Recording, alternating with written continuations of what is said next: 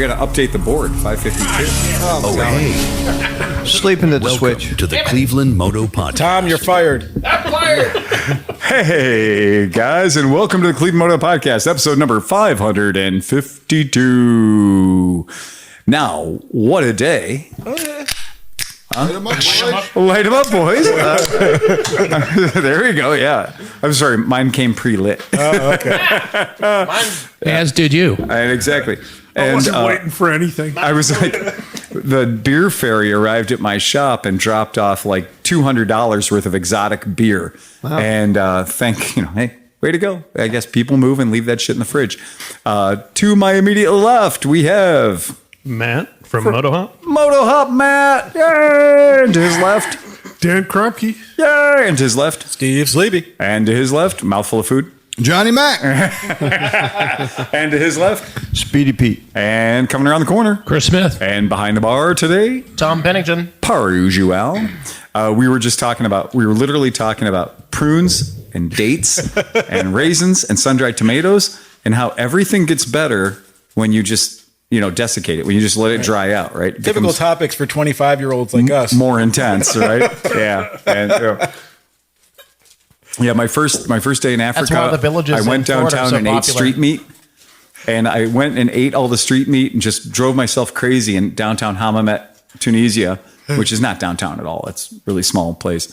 And I was like, this is the greatest place in the world, because I had figured out when I got there how you can use a credit card to go to the post office, the telephone post area, and you can use your credit card to get local currency. So I was the only one of the army guys that had a pocket full of dinara, right? Nice. And so I was like, I'm going to buy all the cool shit right now. And I hit it like I normally hit everything, which is really, really hard on the first day. So by the end of the second day, our tanks hadn't arrived yet. We're just kind of getting things ready, putting together some tents and building a little tent city. And my entire lower system just said, welcome to Africa, boys. And I was a fountain. You were liquefied. I was. It was really, really ugly. And one of our guys was like, oh, no, what you got to do is you got to get some dates. And I said, really? And he goes, yeah, you got to get some dates. That'll get you, your system will regulate to the current, bacteria count. And I said, really? He goes, yeah. He goes, when the kids come down the beach selling dates out of the wheelbarrows and stuff, he goes, grab some dried candied dates or something and it'll set you right as rain. And I was like, well, I'm not right as rain right now. I can't go 5 steps away from, the cat hole that we made, with the MRE box and the entrenching tool. I'm like, I'm kind of committed. And so I ate 3 candied dates, and was introduced to an entire new level of evacuation. But it is right. It was the express train to kind of making my system go, oh, we're not in Germany anymore. Yeah. And it did. And it got me out of it. And so like I cleared the problem in about 24 hours. And then everybody else was just dog shit sick for 2 weeks. Like they were just miserable for 2 weeks. Get to a place and regulate early. When you figure out the food situation, don't eat street meat until you've eased yourself in on some of the local stuff that isn't like, the lamb that was laying out on the table for the past 2 days. Maybe just get into something like a nice dried fruit, and you'll find it to be a much more pleasant ride than like going down and being like, oh, fuck yeah, baba ganoush, and all of a sudden I'm going to have everything they make, which is exactly what I did. Huge mistake on my part. So that's all that's our poop talk for the night. It probably won't be the end of the poop talk. This is good traveling talk, though, because, like when we were in Ecuador, they told us you're going to go into these like indigenous towns and it's going to smell wonderful. They got like a market going, cooking meat over coal and, all these fresh vegetables. They're like, don't eat any of it. You will get sick. So, there are certain rules to follow when you're traveling, whether it's with the military or on a motorcycle or anything else. I used to tease one of my sergeants who would basically in his, everybody who goes on a field deployment or any sort of a field problem always has a bag that we used to call pogey bait. Did you call pogey bait too? Yeah, absolutely. Oh my God, the word travels. Pogey bait is your basic, like we used a CVC bag, a helmet bag, an aviator or tanker CVC bag, combat vehicle crewman bag, and we would just fill that up at the PX with all the stuff they're not going to give you. All your favorite stuff. Like, if you like Funyuns, you better have them in there, Pop-Tarts, all that kind of stuff. Gummy bears. Gummy bears. And that pokey bait bag is really important because that's your transition food. And when your guts are like, yeah, I'm not going to eat another dehydrated pork patty or another, the mini meatballs in sauce and stuff, all that MRE shit. And when you get your pokey bait bag, you're like, this is the most valuable bag on the planet. Can we go back one? Yeah. What is a dehydrated pork pie? What did you say? So patty, yeah. in MRE version 1.0 for Pete and I, the old guys at the table, the first kit of MREs, the first MREs that came out, there was a dehydrated pork patty and a dehydrated beef patty. And they are exactly what you think they are. They're basically like... It's like a little SOS pad. I want to hear about the mini meatballs. Mini meatballs, yeah. So the dehydrated pork patty and the dehydrated beef patty, the concept was you were supposed to take boiling water and open the package, pour the boiling water in there, and then each of them had something special in the form of like a beef soup packet that you would also dump in there. Or the dehydrated ketchup. The dehydrated ketchup, which the dehydrated ketchup was in the pork patty. Yes, it was. So the pork patty one, you could dump the dehydrated ketchup in with the dehydrated pork patty, add some hot water to it, smoosh it all around, and it was pretty serviceable. It was good. Yeah, it really was. And the dehydrated pork patty was sought after because there was one ingredient in your MRE when you'd open your MRE that was in the dehydrated pork patty that wasn't in any other meal. Did the road wheels? Road wheel cookies, yes, and applesauce. Applesauce, yeah. And the applesauce was like heaven. Oh, yeah. And Nature's candy. we also learned the difference between orange cheese, processed cheese food, and white processed cheese food. And in the pork patty, it had white cheese food. And in all the other ones, it had orange cheese food. The orange cheese, spreadable cheese, you just tear the corner off, and you'd have to keep it like down in the front of your underwear for like 2 or 3 hours to get it to be warm. And on the package, it literally says "need before opening." And It was fortified though too, and it smelled exactly like Flintstones vitamins. it did. It was exactly. And iron. It smelled like freaking iron. Like pennies, you said? Oh yeah. Oh yeah. Oh, for real. And if you didn't warm it up to like at least gooch level, right? Yeah. If you didn't warm it up to crotch temperature, you couldn't knead this stuff at all. It was like completely unmixable. And you would invariably rush into it, in which case you got something resembling what I would just call caulk and oil. Pete's been there. Yeah, this is all going to be flashbacks. Yeah. This is the only PTSD we're going to get. Like you guys' mouths are like changing textures Yes, right now going, absolutely. Yeah. And then there's road wheel cookies and there's trackpad cookies. So they're different. They're not exactly the same. And so that Generation 1 MREs, there wasn't a whole lot of them. So like you could, if Pete and I worked, we could probably list all 8 meals that existed that were available to us. But it was, the thing is like, there was a meatballs and tomato sauce. Yeah. That was actually The meatballs were about the size of the end of your thumb, maybe. They were super tiny. Yeah. They're like Chihuahua testicles. Yeah. Like SpaghettiO meatballs. Yeah, like SpaghettiO. They're real small. But it was actually delicious. They weren't bad. No right, problem yeah. with those. Was Yeah. that because it was the only non-dehydrated one? No, there were, like I said, there were only 2 dehydrated ones. Okay. Right? There were 2 that were dehydrated. The rest of them were juicy. The rest of them were, One of them came with dehydrated strawberries too. Remember Yes, that? And one of them came absolutely. with dehydrated peaches. Peaches. Those The were peaches and the those were really strawberries. good. Extremely good. For the Generation 1 MREs. Now, you were there before I was, so there was probably still some sea rats kicking around. Yeah, I had For little you. sea rats. Yeah. Oh, that sucks, man. Those things had to be old. Yeah. That's not Vietnam leftover shit. That's Korea leftover shit. Yeah, that's awful. But it is a funny thing that people now that I'm on some prepper forums and stuff, and all the guys are like, "Oh yeah, man, I just ordered it. I got a great deal. I got a case of MREs for $48." And then when I'm looking what the like they're like, oh, it's a breakfast burrito, and it's like all this really kind of fancy food. Wait. Yeah. People pay for MREs? Yeah, I know. If right? you hang out in New Orleans in the summer and you wait for a storm, they will literally drop a crate on your ass They for will. free. They will. I promise you. Yeah, That's a prepper tip for your ass. Go to New Orleans. Go to New Orleans. August. Well, speaking of food, I'd like to give a big shout out to Missy from Moto Hop. Oh my god. Oh yeah. Holy shit. These peanut butter coconut Rice Krispie treats that are vegan and everything free are amazing. So thank you for that. I haven't tried the dates yet. Speaking of prepper but that's food. kind of where this conversation came. She brought some dates, and Chocolate covered styrofoam, then baby. we started talking about dates. Craft Services is on point tonight. I've got a 3-bean salad going on over here right now. I've got the best potato salad I've ever had. Craft Services is on point. And all the beer. Right, we're doing great. So we got extra beer from. So we Beer usually Fairy. talk about today is always a good time to catch up.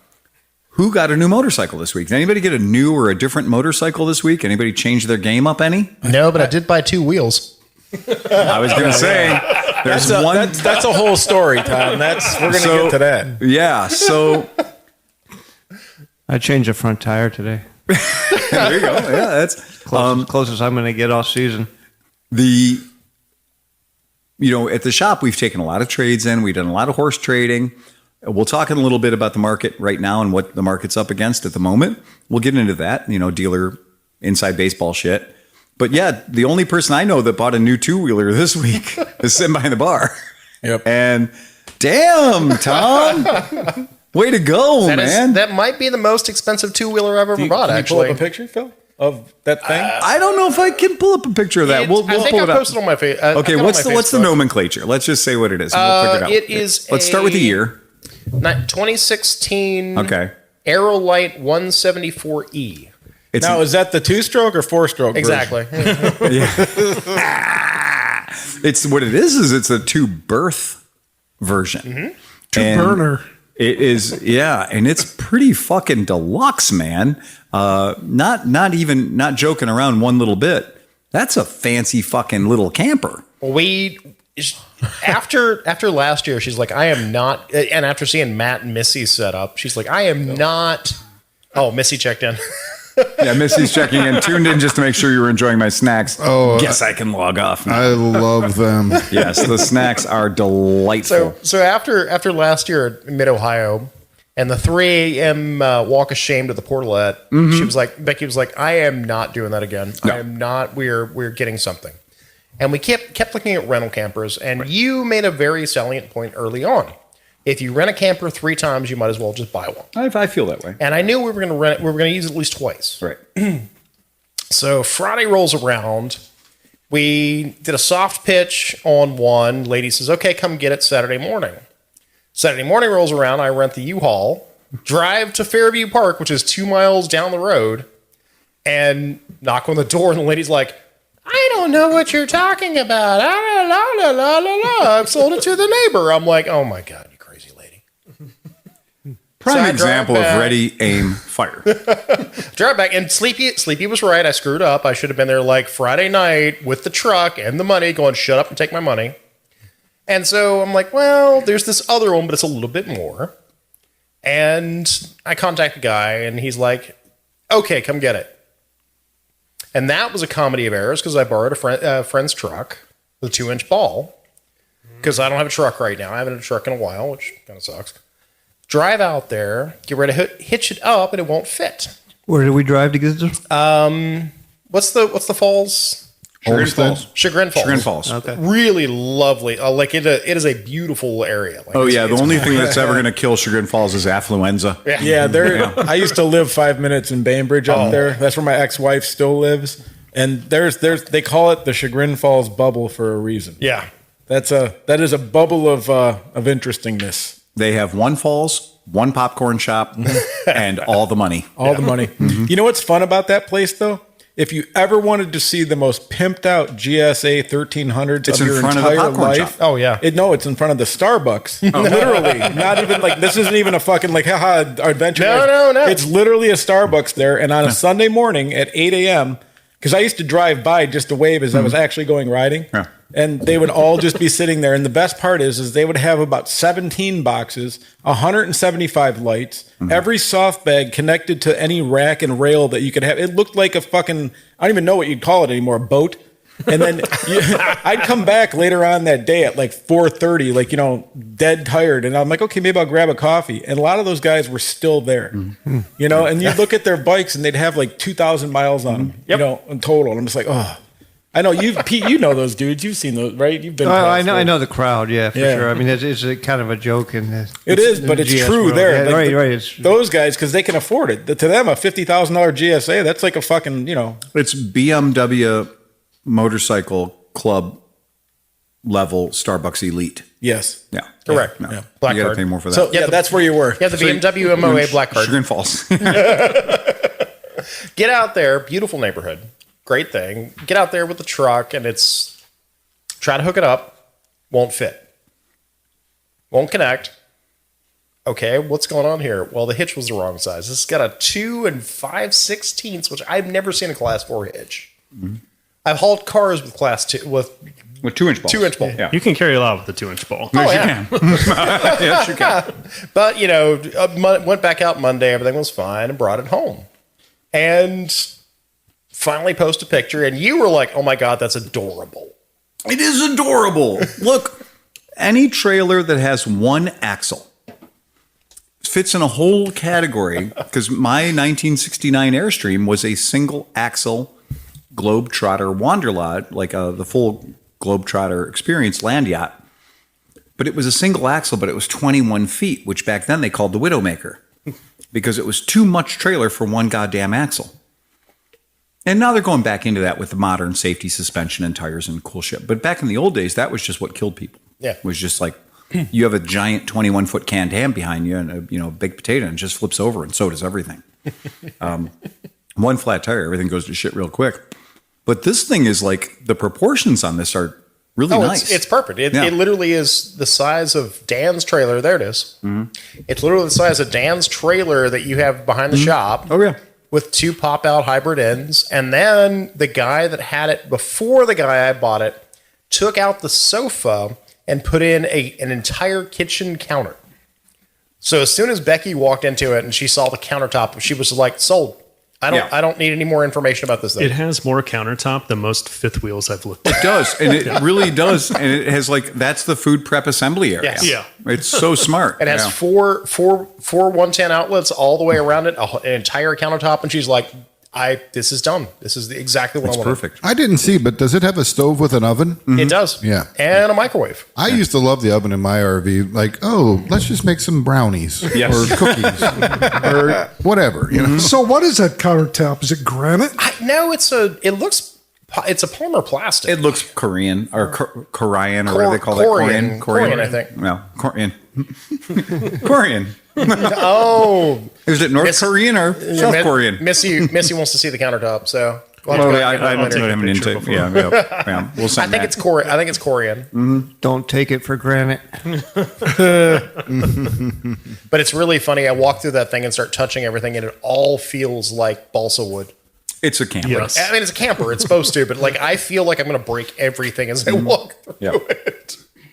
I don't feel like cottage cheese is really a cheese. It's just occurred to me. Hey, look at the time. I got to go. Smith, you're fired. The $10 Patreon members are getting these jokes. Yeah. But it's really cool. I think it's a really super cool camper. They're going to want their money back. Here's the punchline for the people playing at home. What was the original MSRP on this delightful, adorable little camper? So looking up the specs, it's about $26,000 brand new. Yeah. And it's 10 years old. It actually has 2 years left on the roof. Apparently has a 12-year warranty. $6,500. Wow. It's a $20,000 hit on over 10 years. Mm-hmm. Which is so it will insane. cost you $2,000 a year to own one of these. Your depreciation is $2,000 per year. Yeah. And it works out great because if you know Tom's livery, you'll know that he's not going to be towing this behind his element. Okay. So, but what I've been done for the past couple of years, I've become addicted to camping and U-Hauls.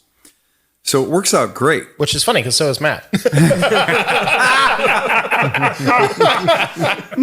So Slightly more complicated version, but technically true.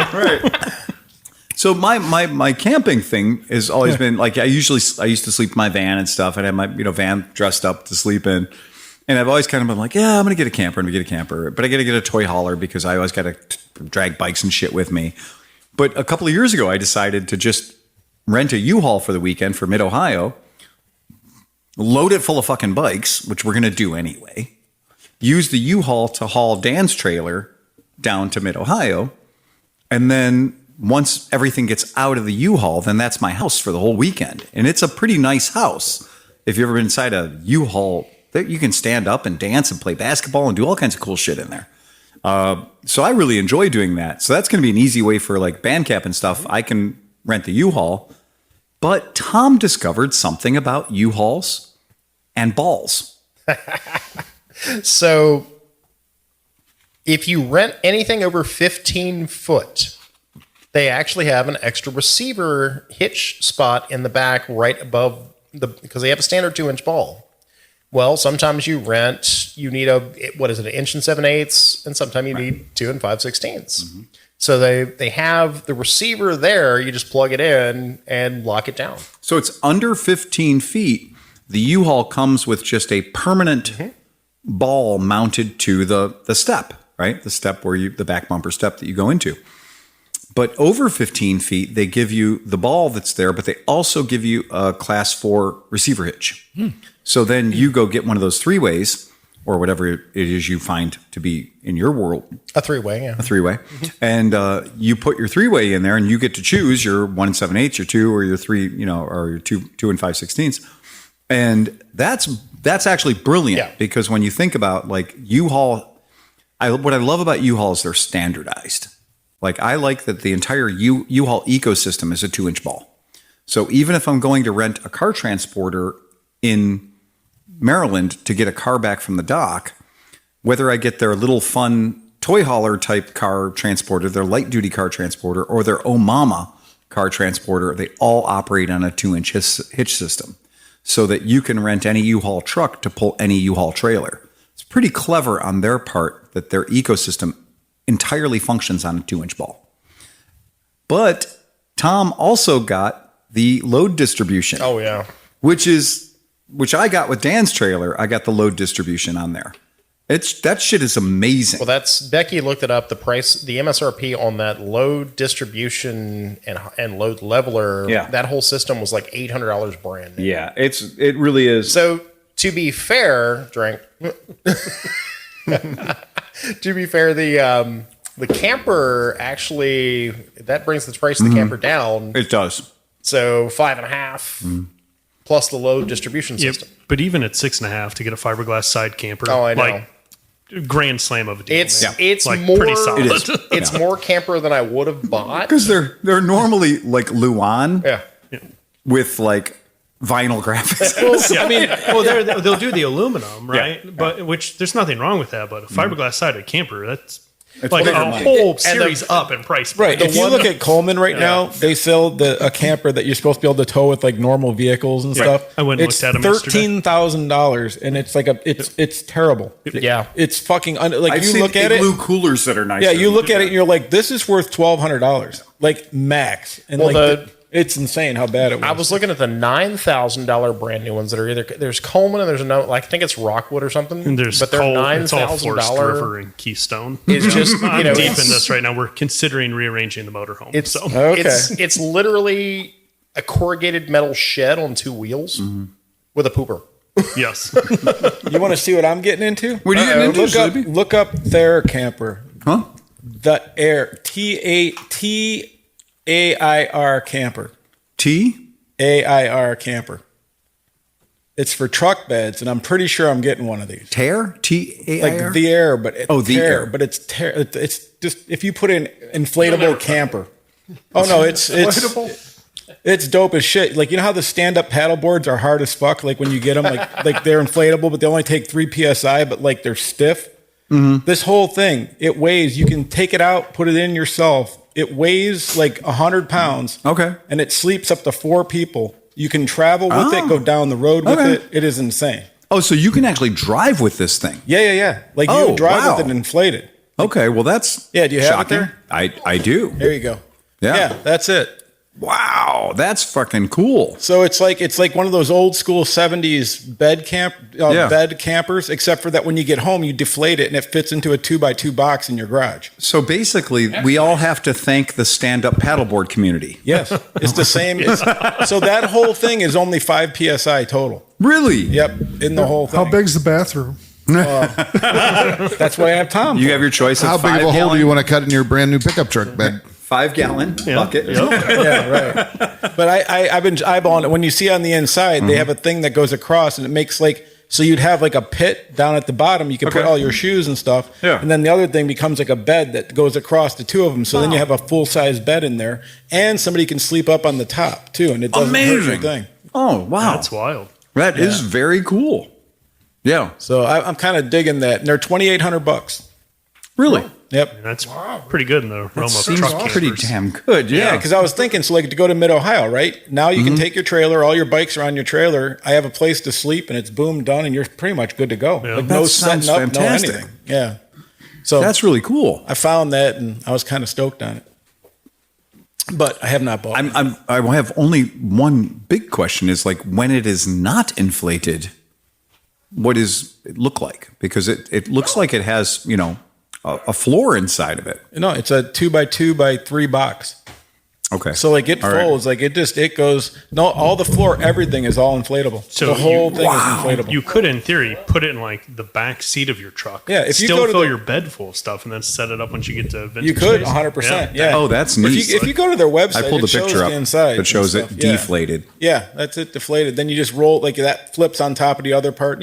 That's half the size of an inflatable Irish pub. And half the price of an inflatable Irish pub. Yeah. Oh yeah, that's really cool. That's neat. Yep. That's a really great idea. And so the guy's done 2 revisions now. So if you go to his actual website and stuff, he has all these things. So like the windows now, they have inserts that pop in that are there. So like you can camp in the winter.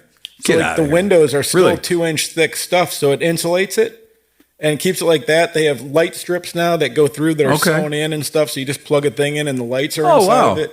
And then they have like little bed inserts and a step insert, like if you need Dang. steps and like it's So they've fucking really, genius. yeah, Yeah. they've really put their energy into it. Oh, Yeah. that's really cool. yeah. I've been Better that's living my through that's my like technology. on my vision board. I'm like, I want that. That's fucking cool. That's a neat thing to be able to go like, yeah, okay. So historically, when I was a kid growing up, if you had a truck bed camper, that thing lived on 4 of the sketchiest poles you've ever seen in your life. There's one And on you'd always Jake. play underneath them too, right? As a kid, you'd be playing underneath those fuckers, dude, with the 1-inch Chinese-made fucking jack stand, basically. Oh shit! There's one over on Jaycox Road in North Ridgeville that's Yeah. like collapsed down, and like kneeled down over the winter. It's kneeling down.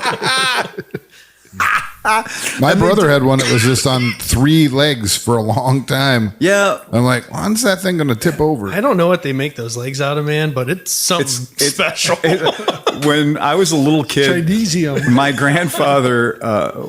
grandfather, just before he passed, he gave us his like 1965 Ford, F100 Ranger pickup truck camper package, right? Yeah. And my cousin really wanted that, so my cousin got that, but we got the camper, and the camper was like circa 1961, whatever, truck camper. And it had those 4 legs on it, and we took it out to the property in Andover where we hunt for our deer camp. And we took it out to the deer camp, and we put the 4 legs down, and my dad goes about 350 pounds, or he did. So my dad stepped on the back stairs of said vintage camper, and when he stepped on the back stairs, the front of the camper went up in the air and the legs broke. And so this thing went to shit super fast. And so we were like, oh man, what are we going to do? So we called all of the other country people, and they all showed up with a picnic table. And they got a picnic table. And I swear to picnic God, table. it says Metro Park.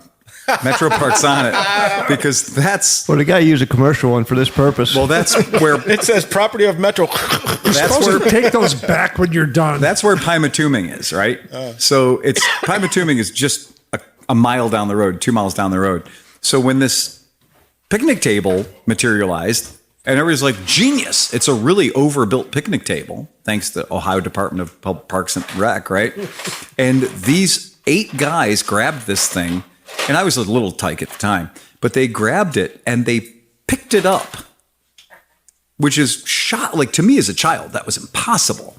But like there were 2 Amish guys and 4 factory workers that were critical to this. And then the other 2 guys grabbed the picnic table and pulled it under. And for the next 20 years, that freaking camper lived on top of that picnic table. And it wasn't good living.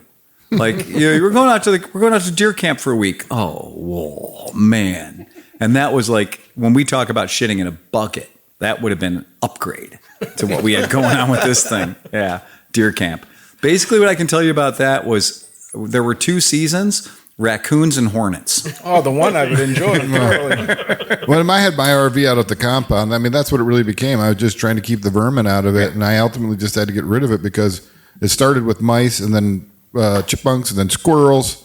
I mean, that fucking squirrel went through like one wall and out the other. Like it was like a fucking alien, They're everywhere, man. She swallowed the spider to eat the fly. I don't know why. The final straw was when the raccoon ripped through the roof vent, came in, ate a can of peanut butter, jar of peanut butter, and then fucking shit in the passenger seat and fucking walked on out of there. And I'm like, fuck this. I'm done. It caught on fire because there was a fucking mouse nest on the motor. And I pulled what I thought was most of it out, but... If you're just tuning in, you are at ClevelandMoto Camper Talk. Oh my God! Look at me! Look at my eyes! I am the captain now. Well, you avoided the pitfall of buying an RV because an RV is all the problems of a car or a truck and all the problems of a house. It is a motor home. Yeah. So buying a trailer, you at least avoid half of the bullshit. Yeah, that's what we had this talk, and I was like, if you buy a Class A or a Class B or a Class C, what you're getting is the most problematic. And every Class A I've ever had the experience, like, which is only renting. As you're going down the road, you can feel the walls twisting. You can literally, you get a crosswind and you look in your rearview mirror and the angle of the rearview mirror changes because the entire box is twisting in a fucking crosswind, man. Well, because most of them are also built exactly like he described this camper. Yes. Oh, my 88 RV was made out of 1x1. The whole thing was 1x1. And like, cause I had some, a little bit of rain damage, water damage. I started tearing the walls apart. I'm like, oh my God, this is like pine? This is like the 1x1? cheapest paneling with fucking 1x1 pine. Oh my God. You know what? The whole body of it. They're all wallpaper on the inside. Yeah. That's structural wallpaper. Yo, no, yeah. It was like the thinnest paneling with wallpaper on it, and that was a major part of the walls. Structural. Oh my God. The outside was just like, it was, it was fiberglass, but it was like the corrugated fiberglass, like if you bought the cheapest roofing material you could buy. Like, And here at the Cuyahoga County Fairgrounds this weekend, we're going to have figure 8 RV racing. Oh, I don't doubt with it. trailers. I can't wait to the Combine Derby again this year. Yeah, Fuck buddy. yeah, that's so fun.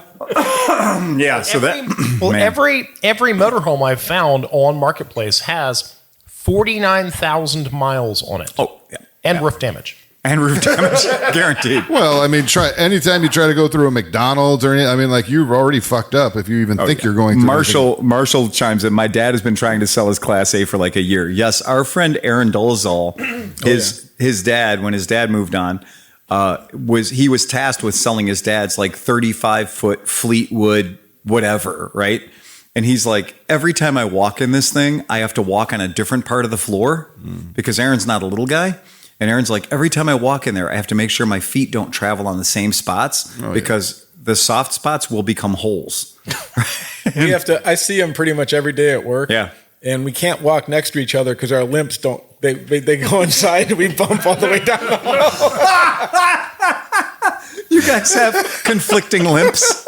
If you try to walk down the hallway's not wide enough Right, for yeah. your I gotta fucking lips. maintain behind him so we can do the fucking pendulum like this. Couldn't you just switch sides of each other? Like switch lanes? Anybody walking towards you is like, this boat's going down. Fuck you! I'm holding on to this wall. You hold on to that wall. Oh, that's hilarious. Aaron is a big ginger. He's awesome. He's He's a good fantastic. dude, man. A very good dude. We love him very much. And which is funny because Adriana, his wife, had your motorcycle. Yeah. So your Triumph. That was the bike she had. Yeah, he was telling me this stuff Yeah. and everything. It was great. Right now, I'm at like maybe a little guy trailer would be about my speed, like just one bed on wheels. That's In it. my warehouse right now, we have one of those 2016 replicas of the Shasta. Mm-hmm. So they made a handful of these for a few years. Winnebago brought back out like their Winnebago Chieftain looking thing in like 2019 or 2018. And it's a great looking camper. I mean, it looks like we want a camper to look from the olden days, but I've heard bad things. But this one that they bought is like, it says Shasta on the side, but that Shasta is just a name, I'm sure, right? Mm-hmm. Yeah. And it's so we put it in the warehouse because we had to put it in the warehouse because despite it being less than 10 years old, it was already showing all the signs of you don't keep this in your backyard. Yeah. Right. Like Bill Murar bought that. It was $100 and some thousand motor coach, you know? That short Class A. If you've got $100 and some thousand to build one, spend the extra 10 or 15,000 and build a structure to put it in because after like 5 years, it looked like shit Yeah, sitting outside. they don't age well. Dave threw money at us. Oh, well, Swedgen, $10. Thank you. Just a quick thank you for Phil on the info on the Beachline Ballroom. Yeah, he called the other day. He had a great time at the Jackie Venson concert. Hey, And he asked, he called up and he asked, he goes, "Hey, I'm just asking, is there food available?" Which at Beachland there is because you have the tavern there and everything else. The food is really good. And will there be chairs? Now, so I call the Beachland, I call that the Dick Dale rule. So if you're going to see Dick Dale or anybody older than Dick Dale, there will be chairs. do you know what I'm finding out? I'm a guy that might need a chair now after about an hour and a half. Yeah. I went to a show at the Globe Iron, which is an awesome fucking venue down there in Cleveland. It's really good, man. But there's not even a fucking thing to lean on. Oh, that's there is. You are standing up. You get there early and you get the table. So, but for $100, they'll let you go up to the second floor where they have chairs. Oh, they have a balcony. Yeah, just for an extra 100 clams. For an extra 100 clams. 100 clams. You did pretty good when we saw Thievery, though. Yeah, we did okay. We did okay. It's tough. Oh, wait. Hi, Sean. I was like, Tom sounds a lot like Sean. Sean Noel is behind Sean the bar. is back here. Hi, Sean. Shawnee, come God lately. damn, he snuck up on me. I was like, I didn't take Tom. I love you, but I thought I went with, oh, fuck, it's Sean.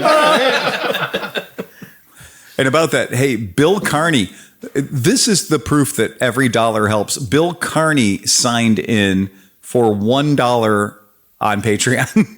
Oh, $1 nice. a month. Fuck it. We love it. Thank you. That's Hey, great. Speaking of money, Yeah. what a great segue to this next little segment. All right. Hold on. I have to Load do it, baby. two things. Fire it I have up. to Thing here. We're gonna fucking there. Oh, wait, I'll lose. Okay, here we go. Oh, there we go. So we are at, check this out. Back Today, up. we're almost at $1,000, gentlemen. $1,000. 1,000. So at this point, I'm saying, I made a post today. I'm saying we're calling it off next Thursday. Okay, yeah. End of the thing. So Right. if anybody wants to donate to this, we're going to do it and see where we're at next Thursday. We're 19% of the way. Right, but what I'm To saying an Irish is- pub. But what we can do is next Thursday we'll see where we're at, Yeah. and then maybe we can just do some shopping and see what's available See what's for around. that price. Right. Yeah. See what we can get for that price. Yeah. I mean, I was seeing them on AliExpress for maybe a little bit more than that for $1,200 or $1,300. It's not a big deal. Yeah. Well, I haven't kicked in yet, so yeah. So that's a great news. Great news. So Sorry, if you do want to sorry, get I'm in, tapped out on my. if my you, phone. yeah, Tom is not spending anything else. Yeah, we get that. And if not, if it doesn't work out, there will still be the FEMA camp as we know it and love Always. it. Right. There will be the tribute to Summit Racing. Right. It would be nice if it happened before from band camp. Yeah. Well, band camp is sort of a test run for Mid-Ohio. Yeah. Yes. What people don't realize is in our calendar that band camp has become like, I'm not sure if this is the right thing. for Mid-Ohio. So you take it to band camp Oh, and you oh. try it under the low stress environment of band camp. I think Mid-Ohio. I see what you're saying. Yeah, it is Mid-Ohio Light. Yeah. Right, So you're saying testing equipment. Yeah. Oh, right, for right, sure. right, right. No matter what you have. Yeah. If you're like, I think I'm going to ride this thing all weekend at Mid-Ohio, go to band camp first. Because band camp is a far more friendly environment. There's almost never a monsoon. If Well, I something did falls lose off a- your bike, you would actually probably find it. Oh, yeah. Just got to do another lap. That's it. Yeah. It might be stuck in somebody else's tire. Or if a person falls off your bike, Right. you'll find it. Yeah. Just do another lap. Right. Right. It's Mid-Ohio or it's band camp. We just go in circles. Yeah. We just go. And I don't know who figured it out 25 years ago, but the circle at band camp is anti-clockwise. And it has been anti-clockwise from day one. And occasionally we tried to run it clockwise just for fun to see what would happen. And what happens is it's really fucking scary because you're going way too fast through when it's starting at the barn and then going clockwise. Okay. Well, yeah, it's skinnies on that side. It gets super skinny over there when you're coming down the fastest back straight. Yeah. So the back straight, you're going 1,000,000 miles an hour and you are going 1,000,000 miles an hour to a concrete cabin with no runoff. But There you're is kind of absolutely no doing runoff. that this way though. But too. if you're doing it the correct way, you're starting at the barn. Right. Well, you have to stop at the barn for each phase of the Mexicana 400. Oh, yeah. So you're only going 0 to 30 or 40 Oh, but by when the me time you and get to Dan turn and one. those guys are racing, we're 60 flat Y'all out. fucking savages. You're not playing by the rules of stopping at the well, barn that's every it. time. That's it. Right. We only care about what happens during the actual competitive event. Right. Which What you also- guys are doing is freestyle. Also, shout out to Dan. Yeah. I'm on the Buscadero with knobbies actually set up for fucking he was motocrossing stuff. on your ass on And a he was- Bajaj. yeah, like he was right there, 60 miles an hour, passing me on occasion on a fucking Bajaj with tires that came with the bike. It was- Yes, this is how I got the red mist and ended up almost breaking my arm. Yeah, band camp is special. There are special rules for band camp. It's good stuff. Yeah, very good. So yeah, test your shit out at band camp before you go to Mid-Ohio. Because if it survives band camp, it'll probably survive Mid-Ohio. Hey, Motosmith checking in. Hey, Moto Smith. Yeah, Moto Smith. Man, it was great having you here, Miles. Had a blast on the podcast last week. We're looking forward to having you in the future, man. It was so much That was fun. a really good. That was a It good really fun was fun. We had a great time. Someone was a has blast. asked the question, Yeah. how in the hell Pete can shave down to baby smooth and within like a month look like Santa Claus again? Dude can grow hair. It's a curse, man. That's what happens when you're a real adventure rider. That's right. You don't need stickers or Starbucks when your beard grows like He's got that. the Hemingway marker on his jean stack. He's got the I woke up and it was 31 degrees in my tent fucking beard. That's what that is. That's where you shiver hard enough you grow a beard. So yeah, I guess Pete, we need a report. Yeah, dude. Yeah, we had a good week. We did about 1,500 miles. What was your start point? Cleveland, Ohio. Oh, you did start at Cleveland, Ohio. All right. So we went from here down to Ripley, Ohio, which Ripley. is just east of Cincinnati, right on the river. Okay. All right. It's actually kind of across the river from Maysville, Kentucky. Oh, yeah, that's right. The- Yeah, the- okay. the I got it. Nearest sizable town.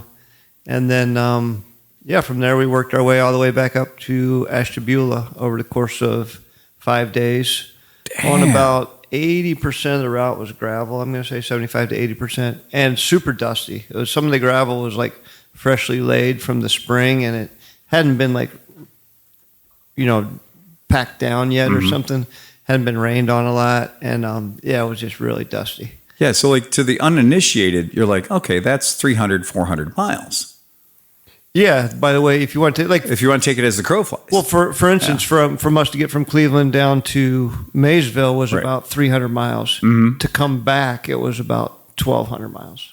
yeah. So Wow. we really Yeah, I was like, okay, avoid highways. You can do that on Google Maps.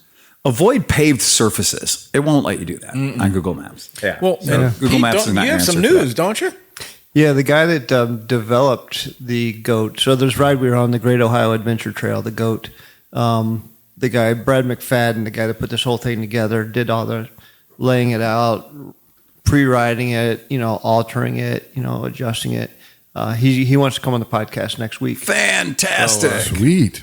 Oh, that's great. We'll get him zoomed in. He can talk about it in more detail, and then I'll fill it in with like our personal experience from it. And it was a great route. Brad's done a lot of good work getting it together, and we had a good time. We had good weather. We had 7 bikes on the ride. No incidents, no mechanical breakdowns. A couple scary moments, maybe coming into a gravel turn that was off camber with a little too much speed, but everybody managed to stay upright. No one ran into each other. No flat tires. It was a good ride. When I saw John Reinhardt at the DGR, he had a look in his eye like he'd seen some shit. Johnny it took him a while to get his sea legs. He kind of picked up the rear most of the time.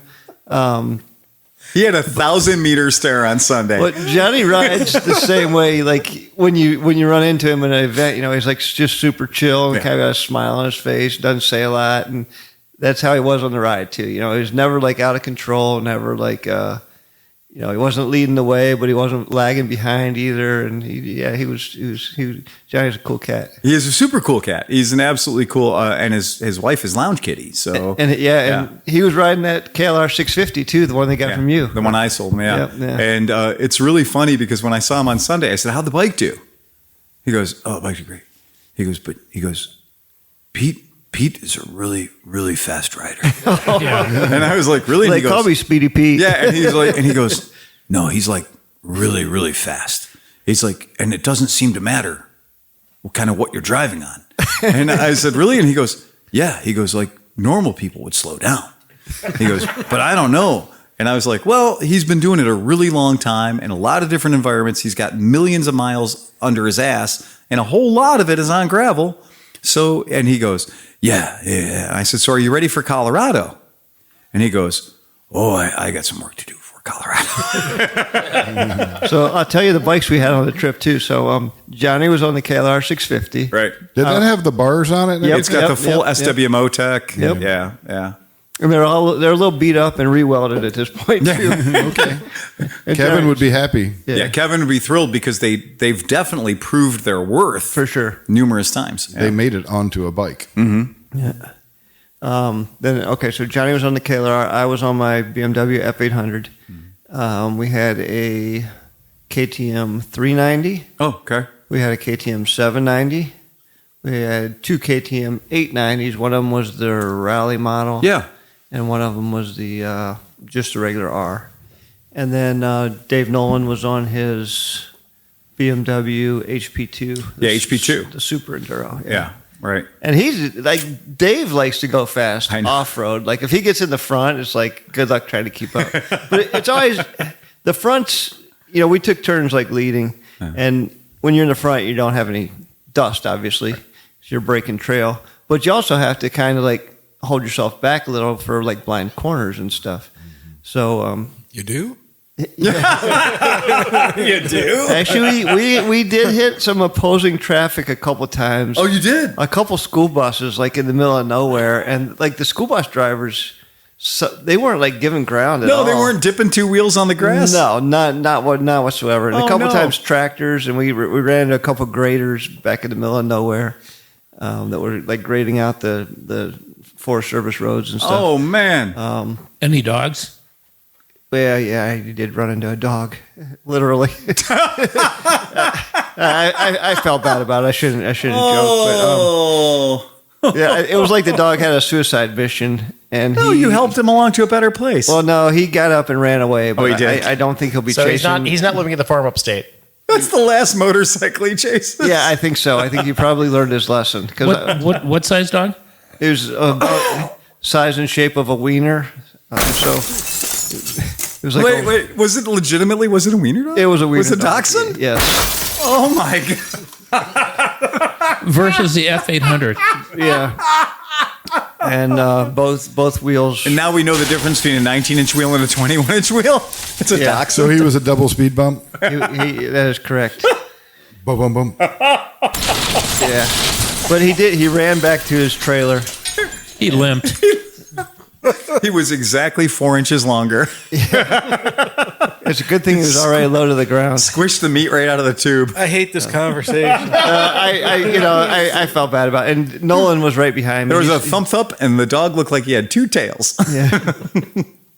Oh man! So Dave witnessed it. Yeah, and he was like, Pete, what the fuck are you doing? I'm like, I'm trying not to get wrecked here, Right. because we were on gravel. I wasn't gonna just because the dog wants to commit suicide doesn't mean I want to. Yeah. I have an agreement with animals, and this is from Seinfeld. It's like I'm like holding my line, Yeah. and it's like I'm counting on them to go the other way. And historically too, for me, they have dog-like reflexes. And then when Pete was telling me the story outside, he's not bringing up the 4-year-old girl that was crying and running down this road afterwards. well, I mean, it's a dachshund. You made my dog longer. No, remember what was the dog with the slinky? It's a dachshund. Yeah, from Toy Story. Yeah. Slinky. Oh, that's what you were Toy Story. saying. Okay. The dog's name was Slinky. Slinky. Okay. Exactly. All right. Right. You're on top of this. I was monitoring shit. The one time my I tried to miss a deer, I crashed. Well, that's it. That's why I hold my line. I'm not swerving and then gonna be at some weird angle and hit some gushy animal and it's gonna put me on the ground. So I just hold my line and After I crashed, I looked up and the fucking deer was still there. And I was like, if you're a fucking styrofoam yard deer, like if you're an archery target, I'm going to be really pissed off. And so when I started moving, he was like, fuck you, gone. And he left. But then the deer that I was 100% certain I was going to hit, and I was just like, okay, I dropped down onto the handlebars and I got as low as I could. And I was like, let's just try to make a hole in the deer, right? And I got down as low as I could. The deer jumped straight up in the air. Like, boink, and he jumped up and I felt the deer hit my helmet. Wow. And so I felt the deer hit my helmet and I swear to God, I could smell his balls. But he did a vertical exit and I did go under him and it was fucking scary, but I held my line. And on the other one, I didn't hold my line and I crashed pretty hard. Yeah, the guy I hit kind of did the same thing. We saw a lot of deer. I mean, he was on a bicycle, so it's fair game. It's fair game. we didn't really have any close calls with the deer, but we saw hundreds of deer. It is Ohio this time of the year is all the fucking deer. Yeah, this is game on for the deer right now. So that's great, man. So this is for how many days? 5 days? Yeah, we were down. It took us one day to get down there, which was Monday, and then we got back up to the lake on Saturday. So 2 2 3. Awesome. Yeah, that's great. We overnighted in Ashland, Kentucky, then Nelsonville, Ohio, then Marietta, Ohio, and then New Philadelphia. You overnighted in Ashland, Kentucky. Yeah, it's right on the river. I mean, it's just on the other side of Ironton. Nelsonville. Yeah. You can tell when you're in Ashland, But I was like, because it's all on fire. No, but Ashland's not exactly if you draw a straight line between those two places. So you went down to Ashland when you started? So we started over there in Ripley. Yeah. And then when you go north up through like the Shawnee Shawnee State Forest. Yeah. And then you go south again back to the river. Back down to the river. And that was a 200-mile day. But if you follow the river from Ripley right over to Ashland. Did you cross over in Portsmouth? Ironton. Yeah. Yeah. But if you followed the river right down there, it's probably only 50 miles to get from one to the other. Yeah. But we covered over 200 miles going from the way we did. Yeah, definitely. And then same thing from Ashland, we went up to Nelsonville, which was near Athens. Yeah, that's where they have the Dark Star Jubilee next weekend, I think. Okay. Really? It's like the That's Grateful where Dead Dr. fucking- Waters was born. Oh, really? He was born in Athens, Yeah, Ohio. I was thinking about heading down. Tornado Town. Yeah. So it's. I thought that was Xenia. That's also Xenia. Yeah, Absolutely. That's where absolutely. Gummo was supposedly Gummo. from. Fucking bunny.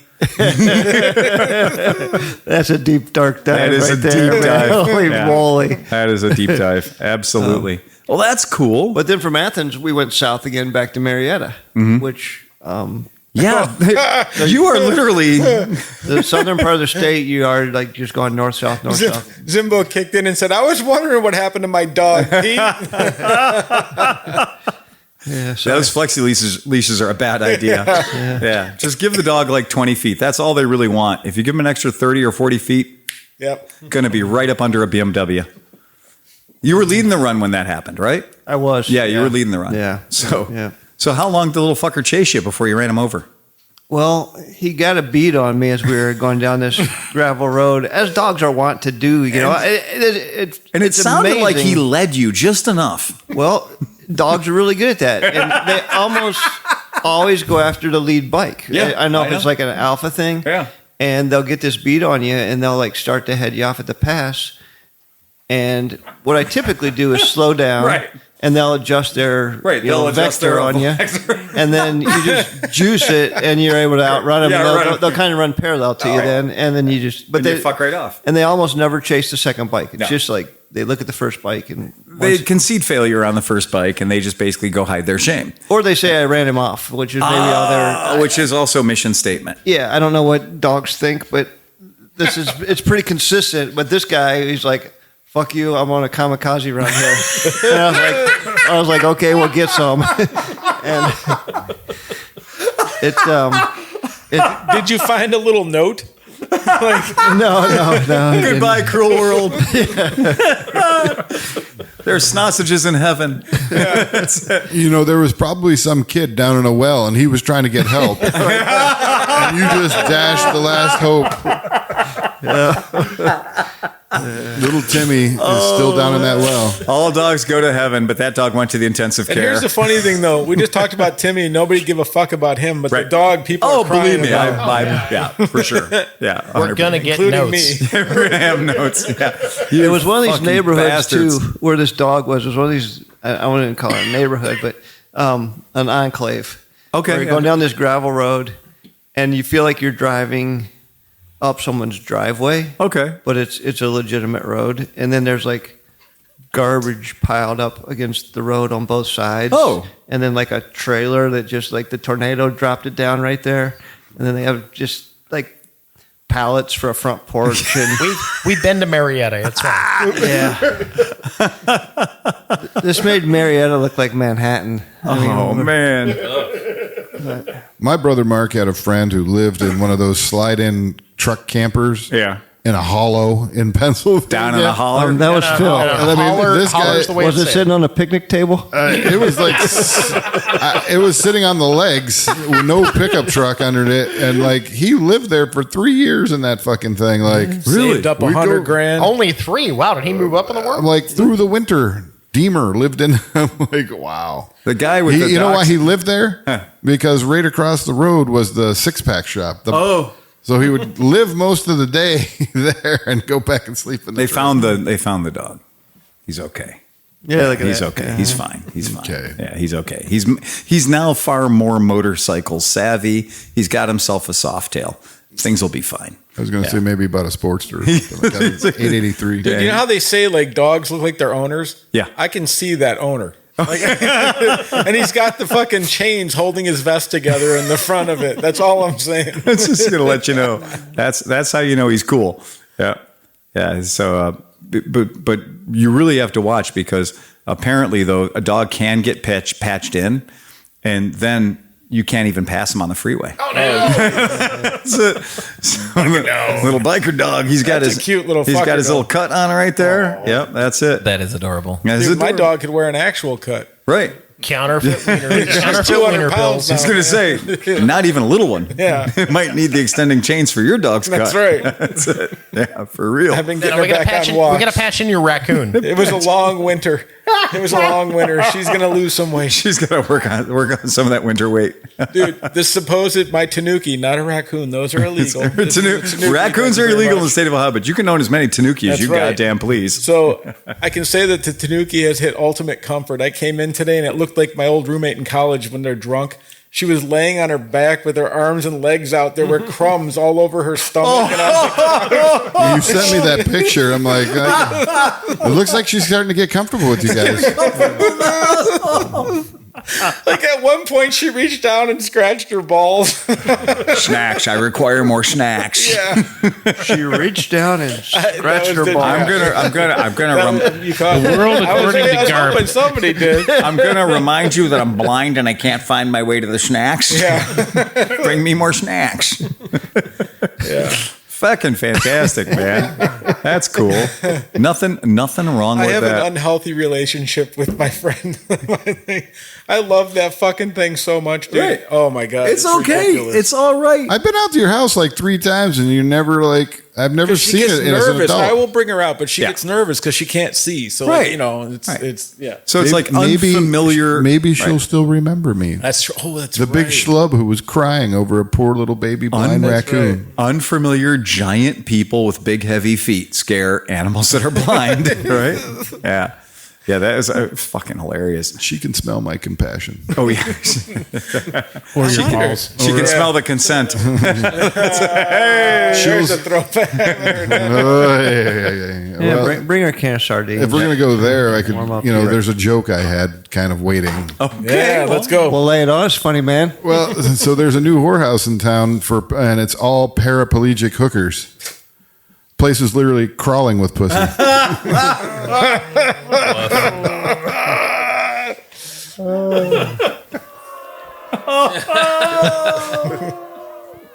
Oh. Yeah, you met the new Latina at the titty bar, right? No, I haven't. Her name's Consuelo. Oh, Yeah. She says.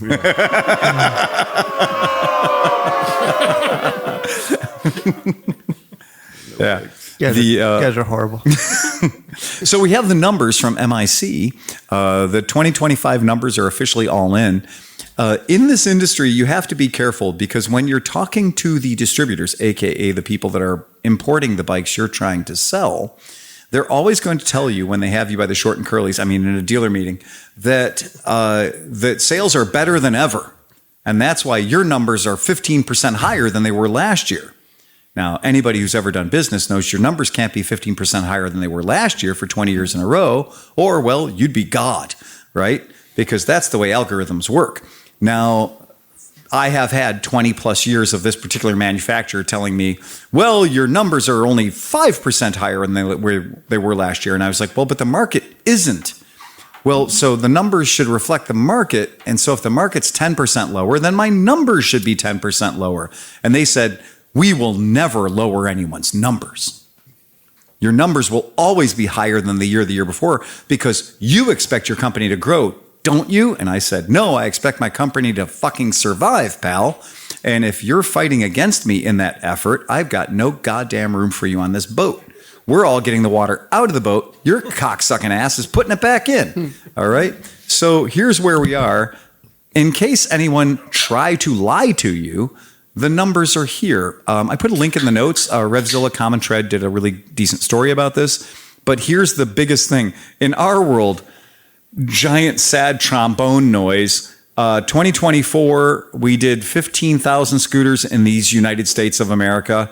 And in 2025, we only did 11,000 scooters in this United States of America, a 30% negative delta. 30%, my friends. That is a very large loss. Losing 30% of something. For folks that don't know about what 30% is, if you lost 30% of your blood, you don't live anymore. Okay? Yeah. Yeah, right? Exactly. You don't want to lose 30% of your left arm. That would be bad, right? So losing 30% of the entire national market of a thing, go ahead. I can put a positive spin on it. Please do. If you got divorced and you only lost 30%, Not a bad you day. did pretty well. Yeah, pretty good. That's all right. Yeah, I approve of that. Okay, now on to a different market, dual sport. Now, dual sport's funny because dual sport, different organizations kind of look at dual sport different ways. When it benefits them for insurance purposes for the KLR 650 to be a street bike, sometimes it shows up on street bike lists. And when it benefits for them for it to be a dual sport, sometimes it shows up on dual sport lists. The KLR 650, the KLX 300, they magically sometimes migrate to what list they're on. But dual sports did drop about 8,000 bikes last year, a 10% loss in the market. So that's not good. That's pretty fucking bad. Did they lose that to the adventure bike market? I'm glad you asked because adventure bike is not a category. That's interesting. You know where I noticed some of this similar, like Yep. inability to classify things is like if you go shopping for parts on certain websites, and they'll want you to like say street bike, dirt bike, and some of the dual sports and adventure bikes sometimes they're under dirt bikes and sometimes they're under street bikes. Right. The categories are as follows: on highway, that's the big category.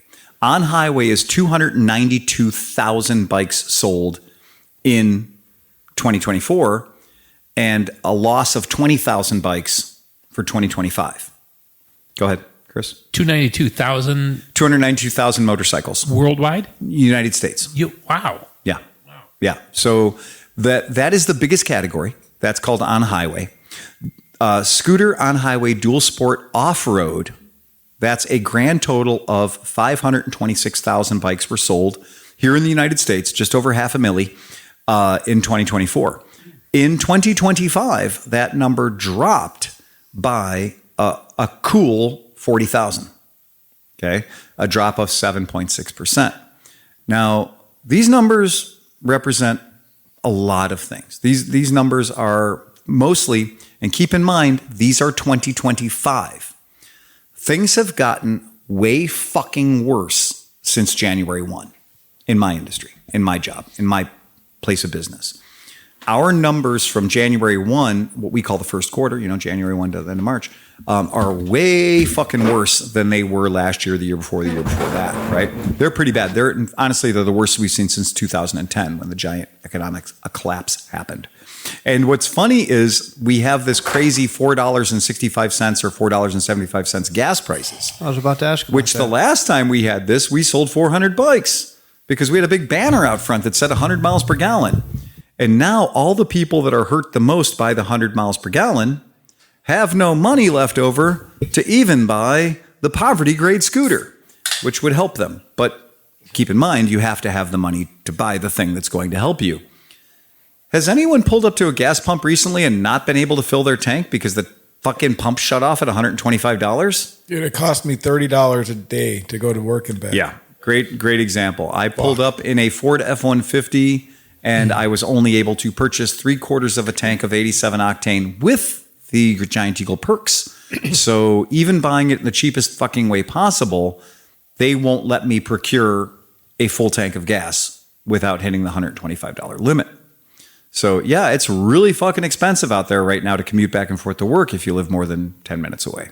It's really, really expensive. Well, and also Ohio's being stupid because it's been raining like a fucking, like I can't even ride a motorcycle because, it's not even like, oh, I'm going to get slightly wet. It's like it's pouring the whole fucking morning. Right. And that's absolutely true. We've had some pretty weird weather here, but it is May in Ohio. Yeah. Case in point, it was like 90 2 days ago, and today it's like barely got 60. Yeah, and that is a great, for DGR, it was 90 degrees and we're all sweating balls Yeah, it was wearing direct sunlight, 90 degrees, no cloud cover. wool and tweed and wool. Dan Kromke was wearing 4 layers of polyester. Oh yeah. When I saw Dan at Flat Out Garage, Dan walked up and he was just shimmering. He was reflective. Were you wearing an actual disco ball? Yeah, close. I mean, that suit is fully embedded with glitter. My hand grips now are permanently glittered. One trip to the strip I club. think there's some stuck in the seat. So yeah, you The were Herpes of craft apparel. 4 layers of shiny. It's tough. So just kind of throwing it out there, I did throw up another graphic if you want to throw this up real quick. So this is the information that one of my distributors gave me. Okay. And this is also supposedly coming from the MIC. What I do want you to look at is the year over year for each of these companies. And it's pretty crazy what the numbers are. I don't want to go so super deep in the weeds, but the scooter category, which affects us, if you're Honda right now, you are down 47.7% in the scooter category. So Honda had a very, very, very bad, month over month and year over year. So Honda went from, selling about 993 scooters last year to selling only 519 scooters. Does that count as just the Metropolitan then? It counts as the Ruckus, the Metropolitan, or whatever they happen to have in their dealerships Navi. this year. Dex. Navi, right, exactly. I think the Navi, though, doesn't count as a scooter. I think they count it as a motorbike, a non-highway. Yeah. So whatever the case, though, that's a massive cut. That is a huge cut in numbers. Big time cut in numbers. Terrifying to a lot of people. Suzuki Bergman's apparently, you can walk in and just get one of those because their numbers are also down.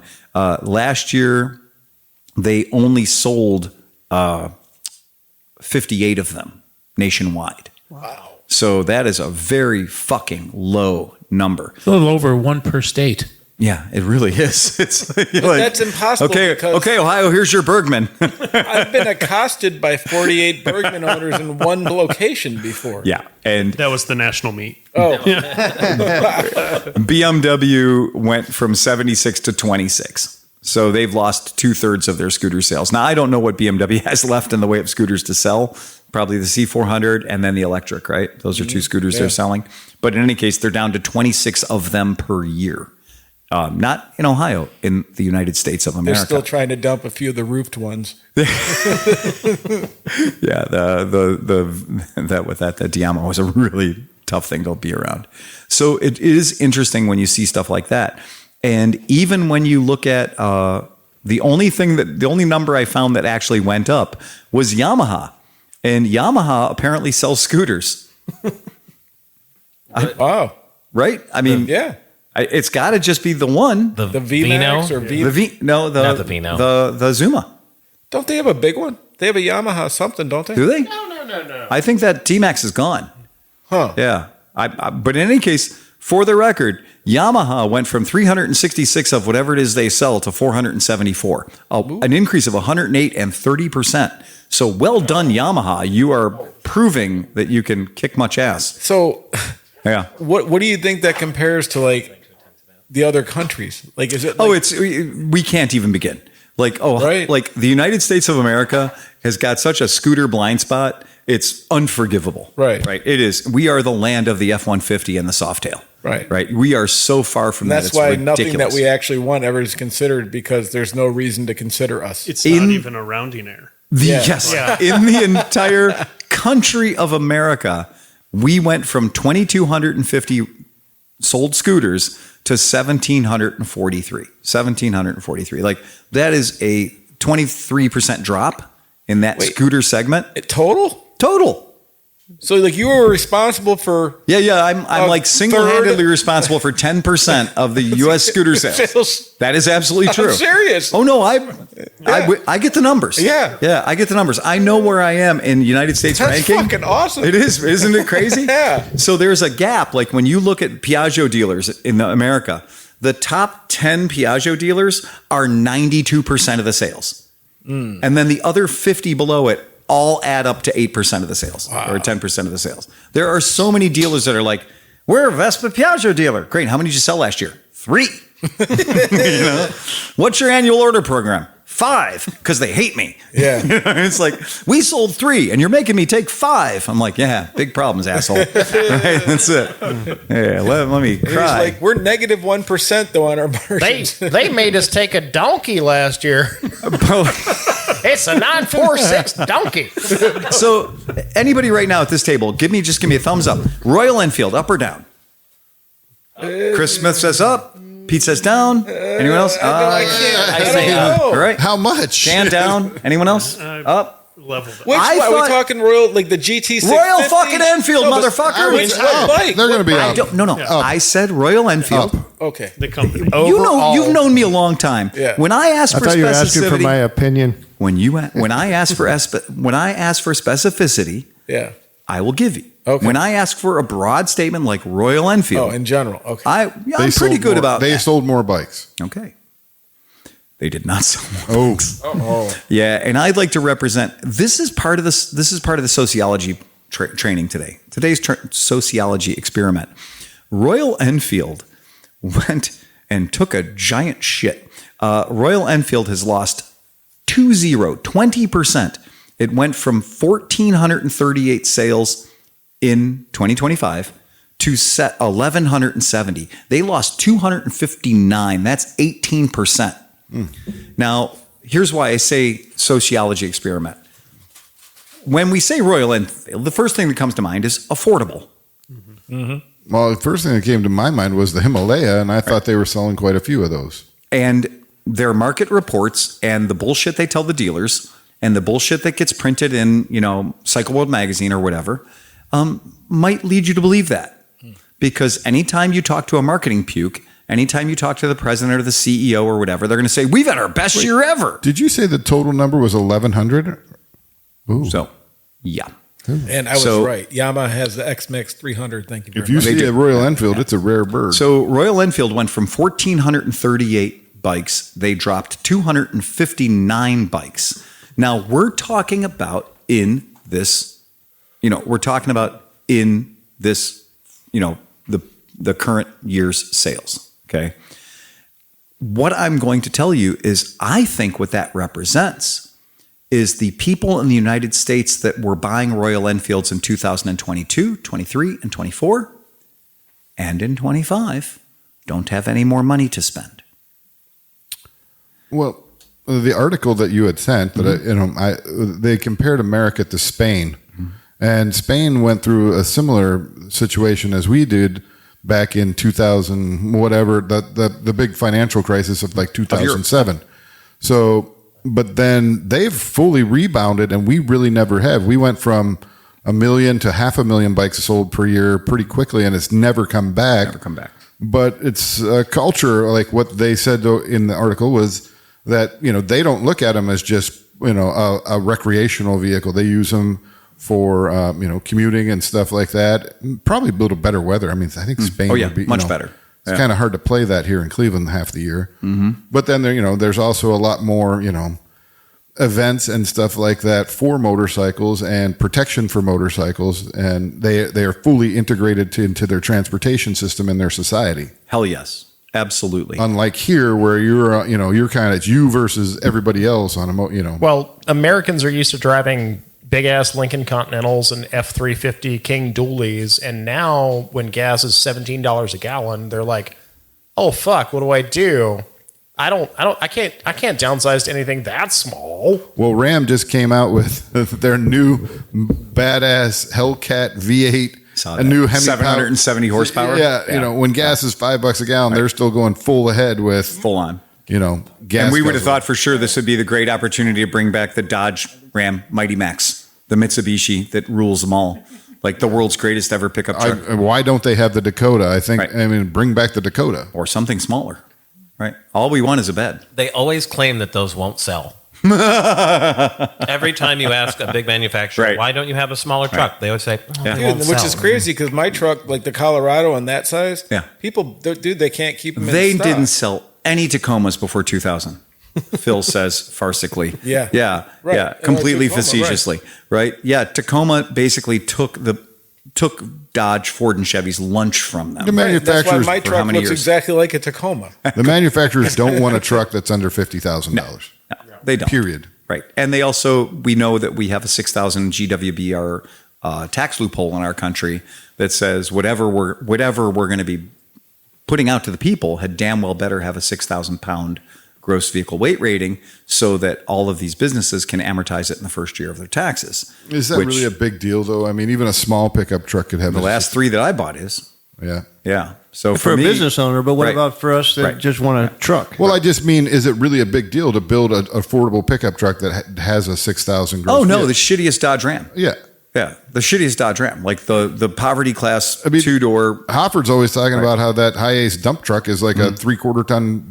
Yeah, right. I mean, you can make small vehicles that have crazy. I mean, that we were joking. I just conjured up, 3/4 ton pickup trucks. Oh, 3/4 ton pickup trucks. Well, the Mitsubishi Mighty Max, way back in year of our Lord 1986, was an 8-foot bed and had a 1-ton capacity. I mean, it's a 4-cylinder motor, but it's got springs the size of Godzilla. It does. It really fucking does, man. So, you Sleepy, can't hurt it. what fuel economy does your truck get?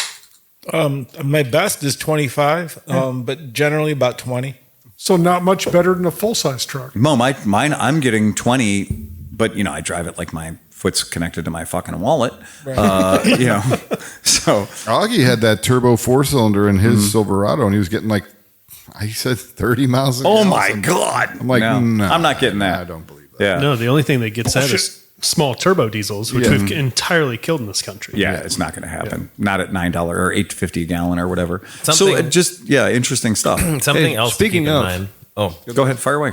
for the last couple of years at least, most of the major manufacturers have been using the profits from the pickup trucks to subsidize their electric projects that are now also kind of failing.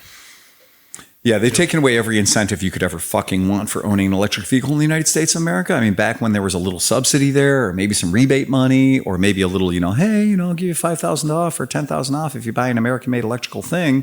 And now they're like, fuck that. But if it doesn't work without subsidies, then it doesn't really work, right? I mean, if you have to the industry's off the ground. You should be able. And why wouldn't an EV be cheaper to build than an internal combustion They engine? are cheaper. They're exponentially cheaper to build. And they're simpler, less moving parts. Number of moving parts in the motive power system, 3. Yeah. So why should they be any more expensive than anything else? They should be cheaper than everything else. Yeah, I Right. think I mean, everybody's been hot about the Jeff Bezos.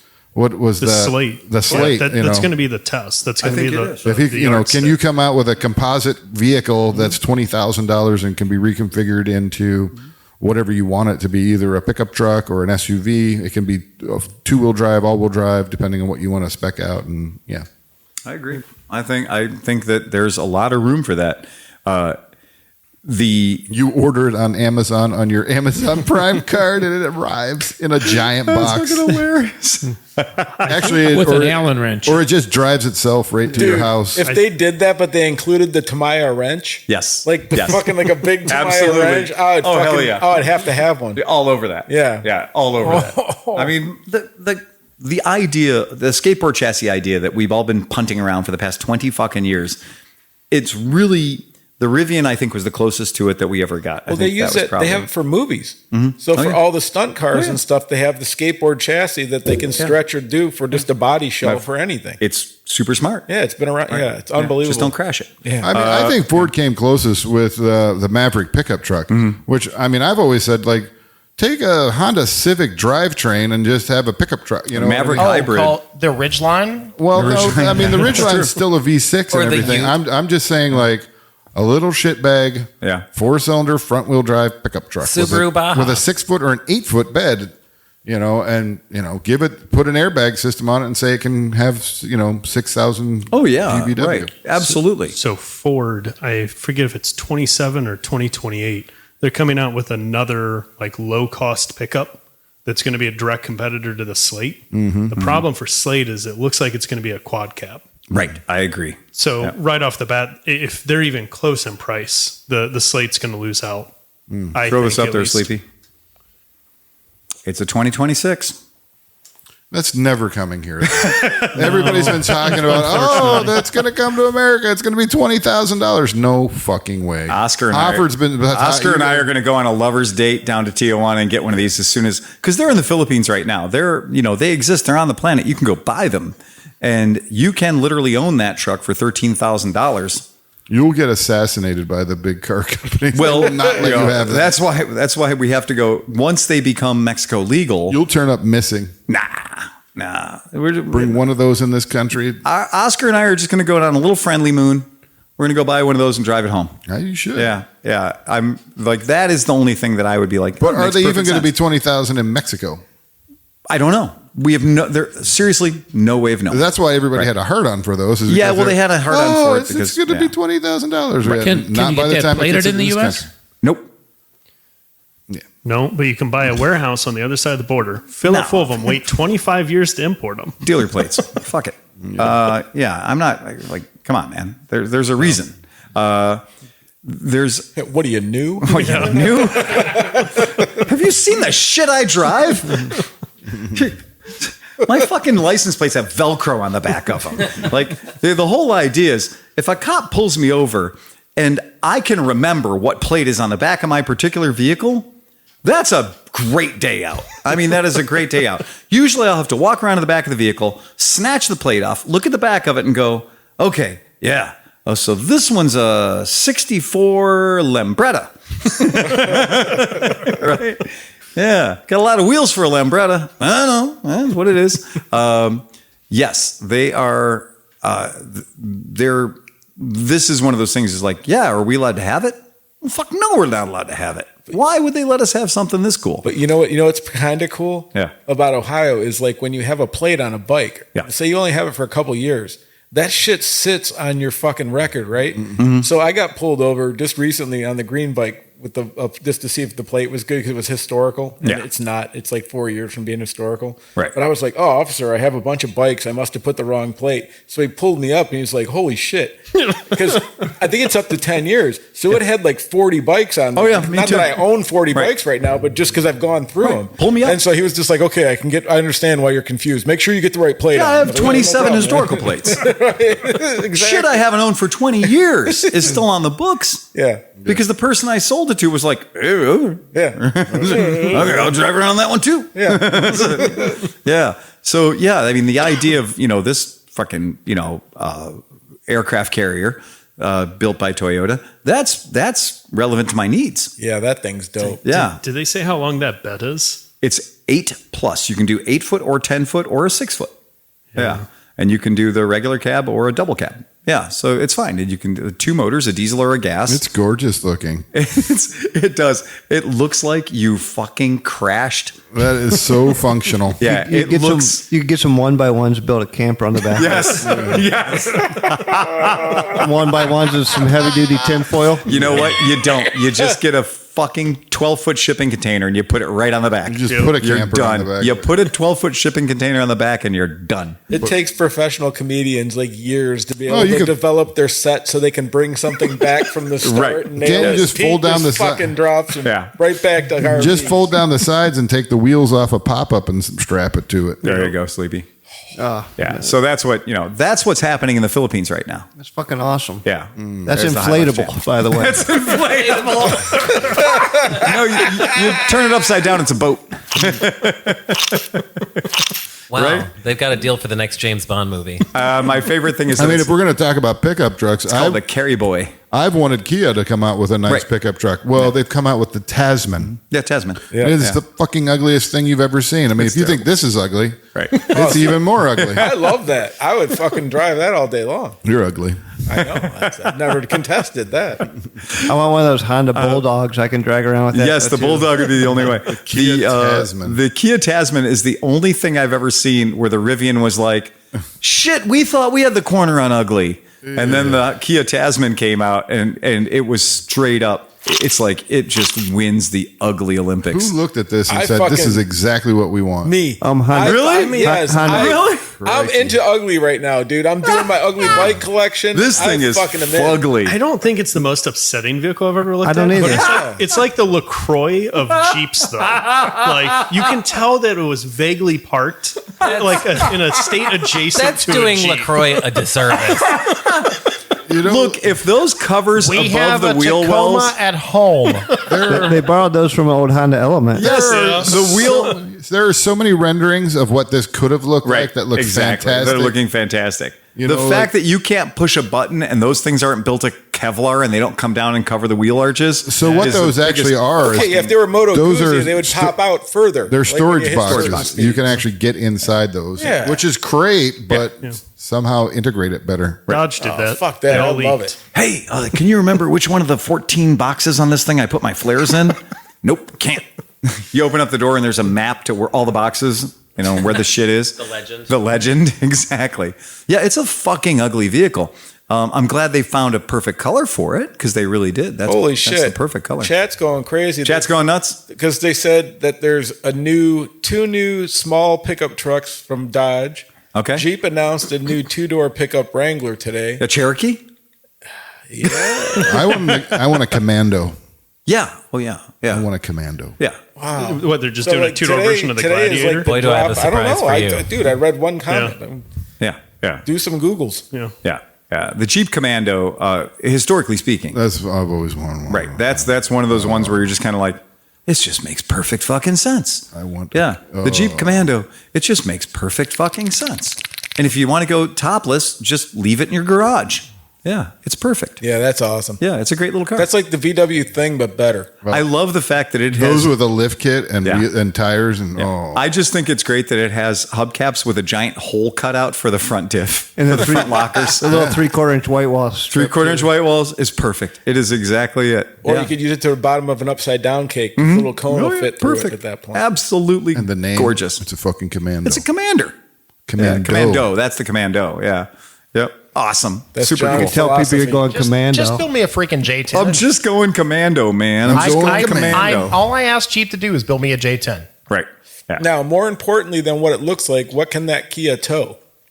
What can the Kia tow? I think it was 7,500. Yeah, pounds. probably 5 or 75. Yeah. Oh, no, it's a big Yeah. difference. Because Right. the reason I don't own a Maverick is it only tows 4,000 pounds. Oh, okay. So that's why I went to what I went to, because I can tow 7,500 pounds. Okay, that makes sense. Yeah, that's cool. Yeah, I get that. And I mean, just like the Santa Fe, these are pickup trucks for hairdressers, Right. These are like if you just happen to bring them, like, look, I'm bringing home a snowblower, right? That works, Right. Yeah, it's like basically the American version of a deck van, right? Right. It's just like, oh, okay, like I have a snowblower shaped object, then we've got the truck for you, Right. But if you try to put anything like jet ski-ish or motorcyclish in it, Mavericks work. We have customers that have picked up bikes at the shop with Mavericks. If the bike's not too long, the tailgate's down, they work. I wasn't sure on that, but like if I wanted to tow anything, I have to pick shit up, something like a ditch Right. maker or something. No, I can't. I can't do it. You got to have like the full on. Yeah. Yeah, I totally get that. That makes perfect sense. Yeah, that's big news. Or my dream, a skid steer. A skid steer. Yeah. You hit a certain age and that becomes a thing. I actually found a vehicle that looks like John. No, really. For real. I'm dying I to want see John this. to drive this. I think this is the vehicle I want to see John driving. It has a This is huge exciting. head. No, look at it. It's fucking you adorable. ready? This is going to be good. There it is.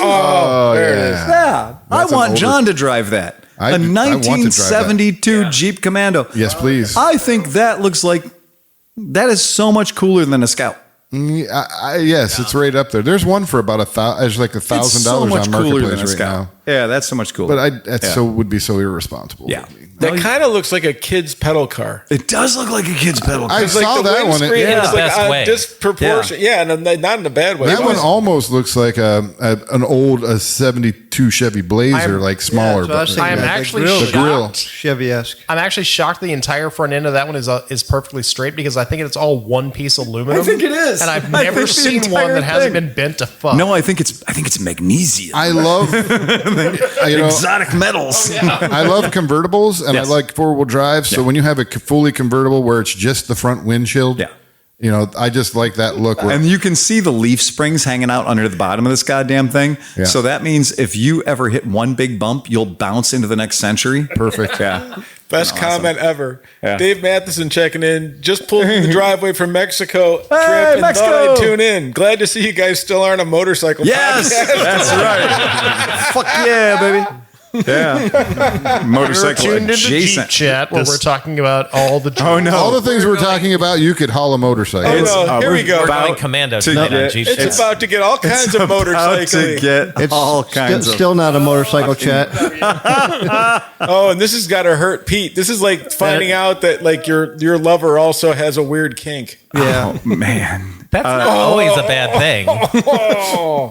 Oh, Okay, just man. like a really bad one. Okay. Apparently, I'm German and this is cool. my friends and I were drawing motorcycles the other day, and then one of us found a bottle of airplane model glue. Have you ever smelled this stuff?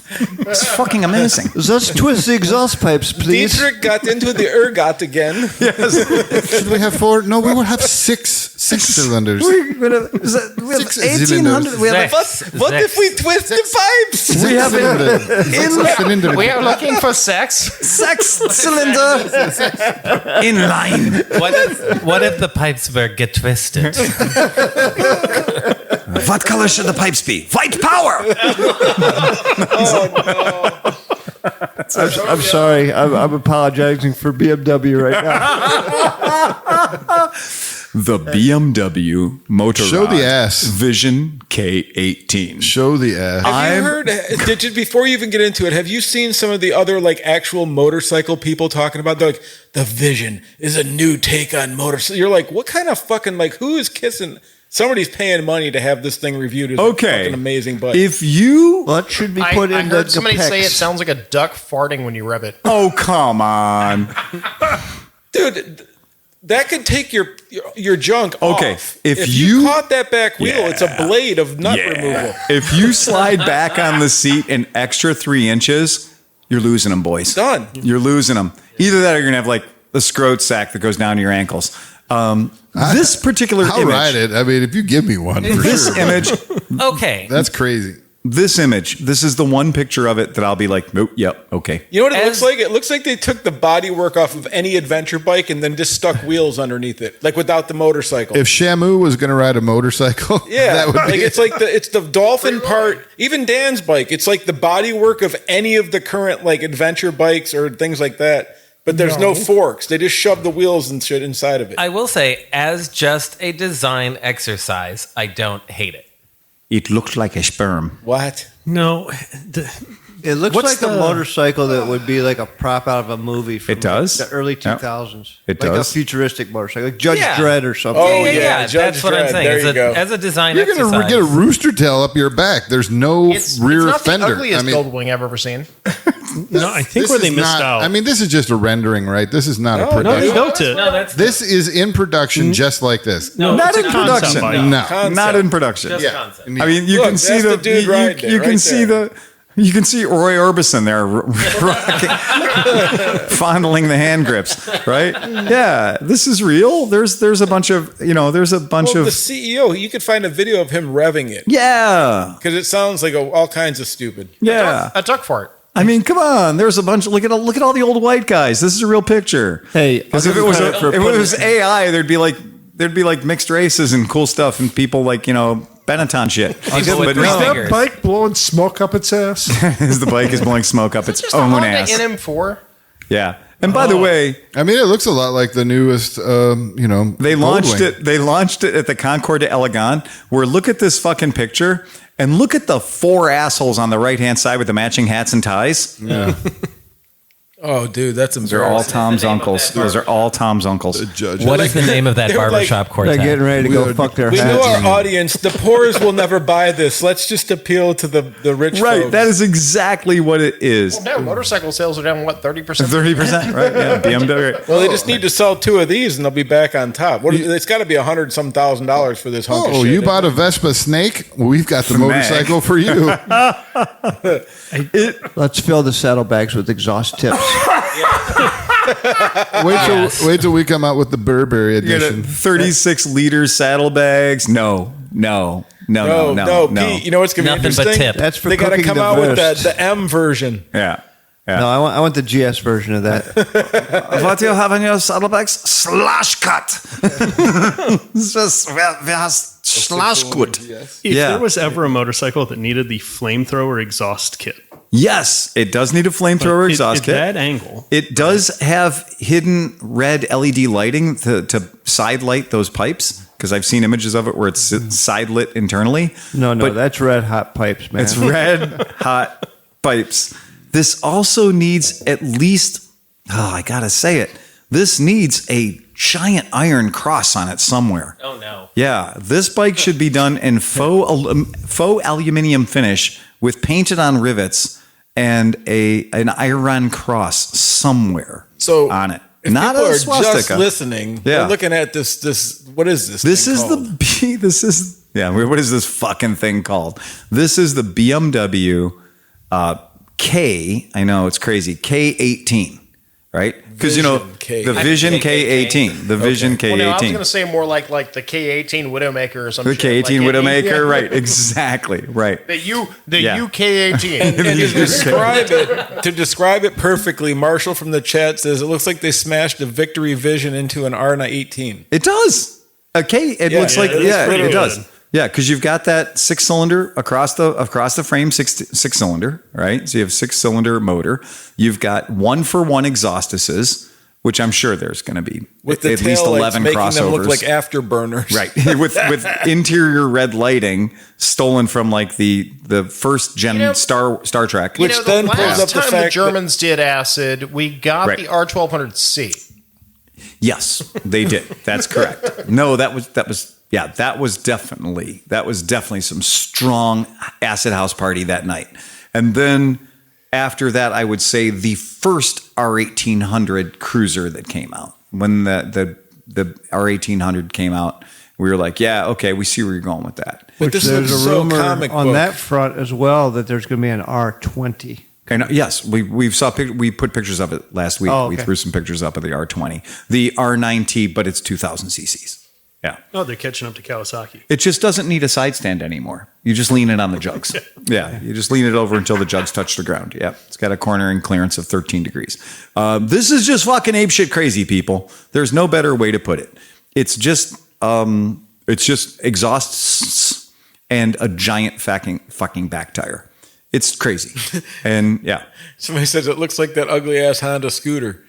The one at the MN, whatever. The NM4. Yeah. Yeah. It looks, no, this looks artistically better than an NM4, but the NM4, as bullshit non-practical as an NM4 is 1,000 times more practical than this is. Yeah. Because this is just a 1,800 cc straight six transportation system that will hit every bump, every corner. You can't go out of any driveway. Like, this is just for posing.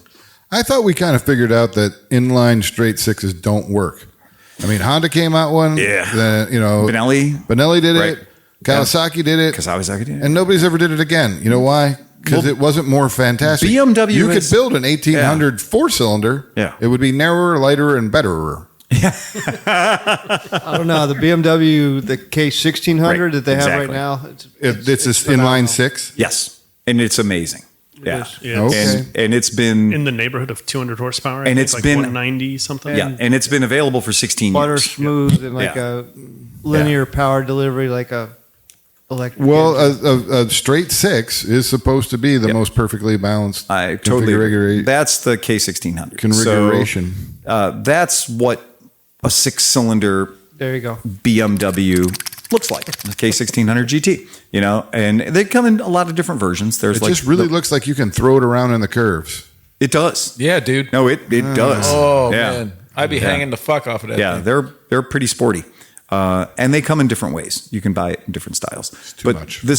It's a lot of everything. Way too much. Again, 24 valves. When you're slabbing a 4-hour fucking thing down a highway and you're just chilling on that thing. I don't just do that. Sucking up bumps. Oh, dude. I don't do that. When you're buying a back tire every 3,200 miles. Yeah. That's it. You don't have to ride it like an asshole all the time. No, you don't. But you will. But you will. Yeah, probably. That's it. Like you said, we joked at Mid Ohio because when those guys all showed up on their K1600s and it was 6 inches of mud, like they waited for the muddiest part of Mid Ohio to show up. Yeah. And I was just like, how did any of you make it down any of those roads to get to where we are camped, which is literally at the furthest point that one can go before one has to cross barbed wire? You know what I figured out? Yeah. They were heavy enough that they just went through all the mud and they were on bedrock the whole Just way up. went to bed. Yeah, that's what it is. John, this is actually probably more of what you're familiar with when we say this particular bike is that. Right. That's the way you usually see these. You usually see this with like a little hint of that motor peeking through the bottom of it. Well, and I it's mean, damn near perfectly That flat has to be AI 6-cylinder. because a real one would have those mesh seat covers on it already. It would already have the air. Yeah. It comes in a bagger also. Yes. Yep. I Absolutely. mean, the 2-up Tour is what that strikes me as. Yeah, But that's what it is. But GT build. Honda has like the Goldwing, but they have the sportier one where it kind of almost looks the same. Like the newest Goldwing is got the same sort of lines. F6B. Yeah, F6B. Like this is a cool looking bike. I'm not taking anything away from it. It's a cool looking machine. It's neat looking and a straight across 6-cylinder. Yep, it's going to be smooth as hell. It's probably going to run for about 1.5 million miles. You know, that whole thing.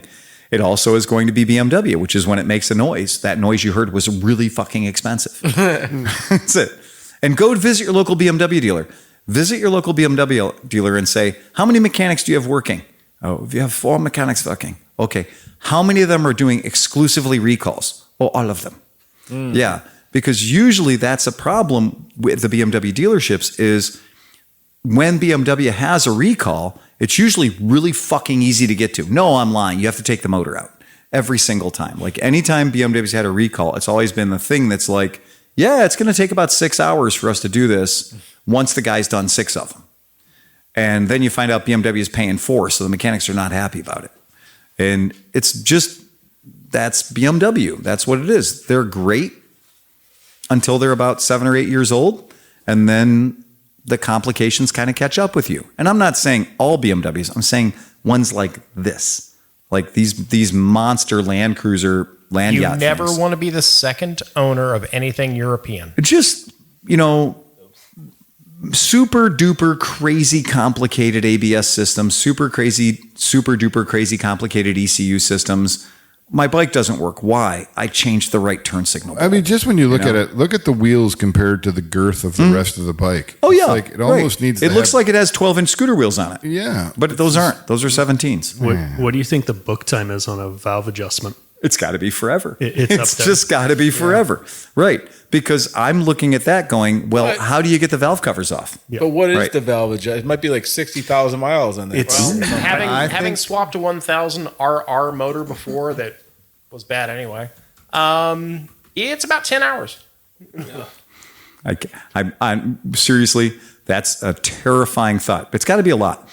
18,000 miles. Yeah. So 18,000 miles. So that's like once per owner. Right. And then many riders have found the clearances remain well within factory specifications, even beyond 50,000 or 90,000 miles. Do you know how they know that? Because the fuck if I'm paying for a valve adjustment at 18,000 miles, I'm letting this baby run. We're going to see how it goes. And they're going to click and clack the fuck out of this thing. They're just going to be like, well, you know what? You don't need a new filter if you just put oil in every 5,000 miles. Go for it. Right. And I think that's probably when they say thing like many riders have found the clearances remain well within factory specs to 90,000 miles. That means I'm selling to you with 88,000 miles on and the bitch is still running. So that proves that it didn't need to be done because it's got 90,000 miles on it and I'm selling it to you. There you go. I mean, you had a Kawasaki Concourse that had 100,000 miles. 100K and one valve adjustment. Yeah, I'm going to say, how many times do you think the valves were one valve adjustment? Apparently, according to the previous owner, that valve adjustment occurred sometime around, Oregon Trail, something like that, like a long time ago. Yeah. With the SV650, you pop the valve cover gaskets. Yeah. You pop the valve covers at about 20,000. Yeah. And if they're in spec, totally fine. Send it. Send it. Yeah. Send it and never open it ever again. All right. You'll be fine. Absolutely fine. So that's interesting. That's a really but the idea of them doing this Vision 1800, on one hand, I fucking totally applaud them because it is wild and we're talking about it and it's fucking cool. But it's not the kind of thing anybody's going to run out and be like, oh yeah, I completely need to buy that. If you saw that at a custom bike show, you'd be like, wow, somebody put some work into this. Wow. There's so many cool points on that thing. There's so many neat things that are on it. There have been other people that have done similar apeshit things as production motorcycles, and you can pull this up. Honda. Oh, there you go. Yeah. There you go. I sold a bunch of these. I was going to say, that doesn't look bad. I sold a bunch of these. Yeah, I sold a bunch of these motorcycles. Moto Guzzi MGX 21. And the weird thing was, it's bonkers apeshit crazy. 1400cc. The motor is the most normal part of the entire motorcycle. Because the rest of it's all carbon fiber. The rest of it is Italian chrome. It is purely carbon fiber. The thing looks like a locomotive. It is like a locomotive. It really is like a locomotive. That's kind of sexy. Unnecessarily 21-inch front wheel. Completely unnecessary, but it does make it look right. Kind of want that. Is that closed? What's that? Is it completely closed? There off the is front a wheel? disc. Oh. So there is a aluminum wheel underneath it, and then there is a carbon fiber disc that one installs over it. And yeah, they're cool. They're really neat motorcycles. They had a stereo system on it that you couldn't hear above 60 miles an hour. It was completely nowhere near enough stereo.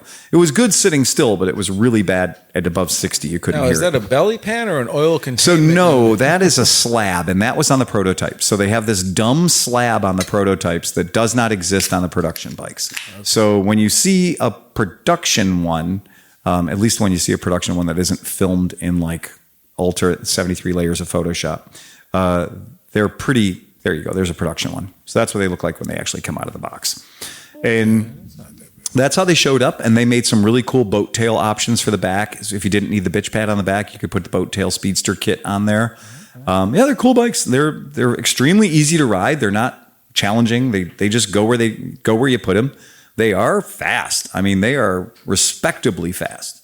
That is one of those things that you can go up to a Harley Davidson that's got a 2,000 cc engine and just smoke them. Very, very cool motorcycle. My Harley's so fast, motor twisted. It turned sideways. You ain't got nothing that can touch this. Turned sideways, I tell you. But again, it's just a weird bike. It was one of those things. It was a 1 year special.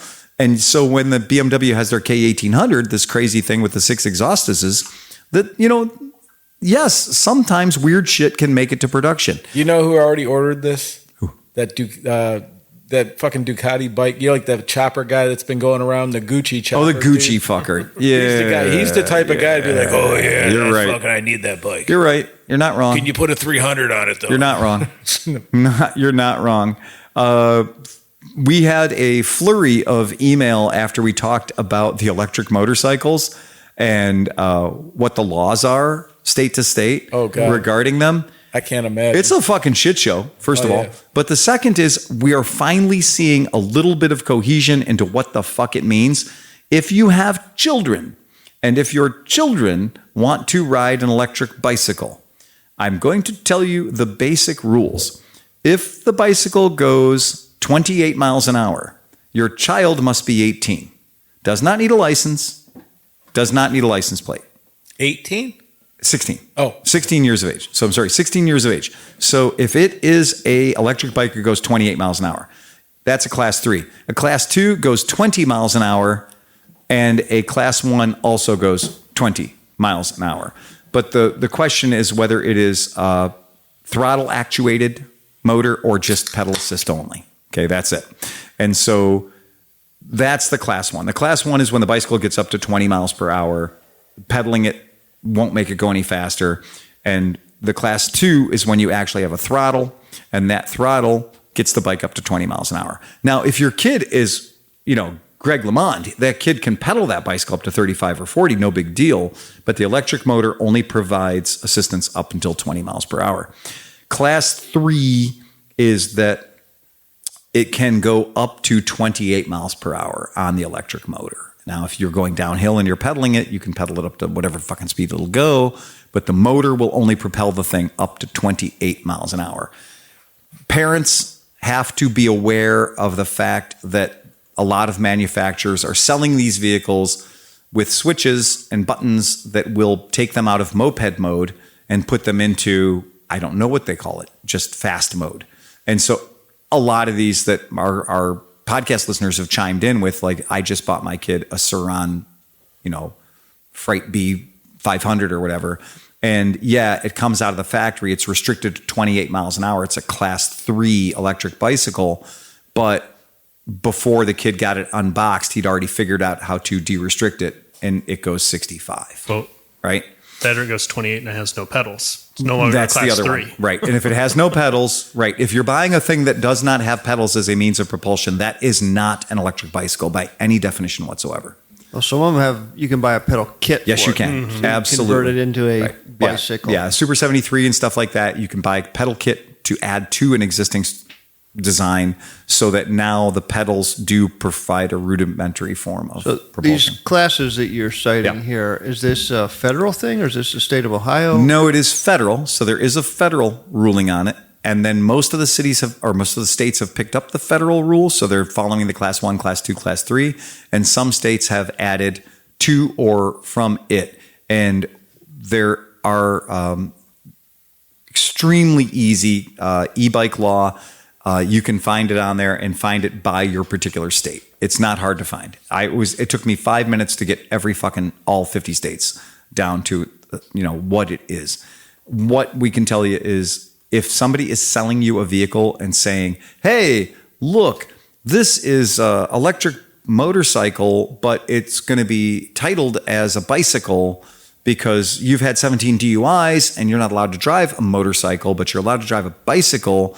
and all you need is the MCO that is like literally part of the cardboard box or comes in a sheet of paper mailed to your house later, and you're going to take that in and get a title for it. Just be well aware that if you spend a lot of money on that, you might not be able to fulfill your fantasy. And you can also get a DUI for riding a bicycle drunk. So. Dang straight you can. Absolutely. And a horse. Well, more importantly, you don't have to get the DUI. This is something I can tell you based on a former career I used to have, is you don't need to be doing the DUI business. You just need to have earned the DUI. And so if you have earned the DUI and now you're operating a vehicle that's going more than 28 miles per hour, right? You are now operating a motor vehicle even though you don't have the license to do it.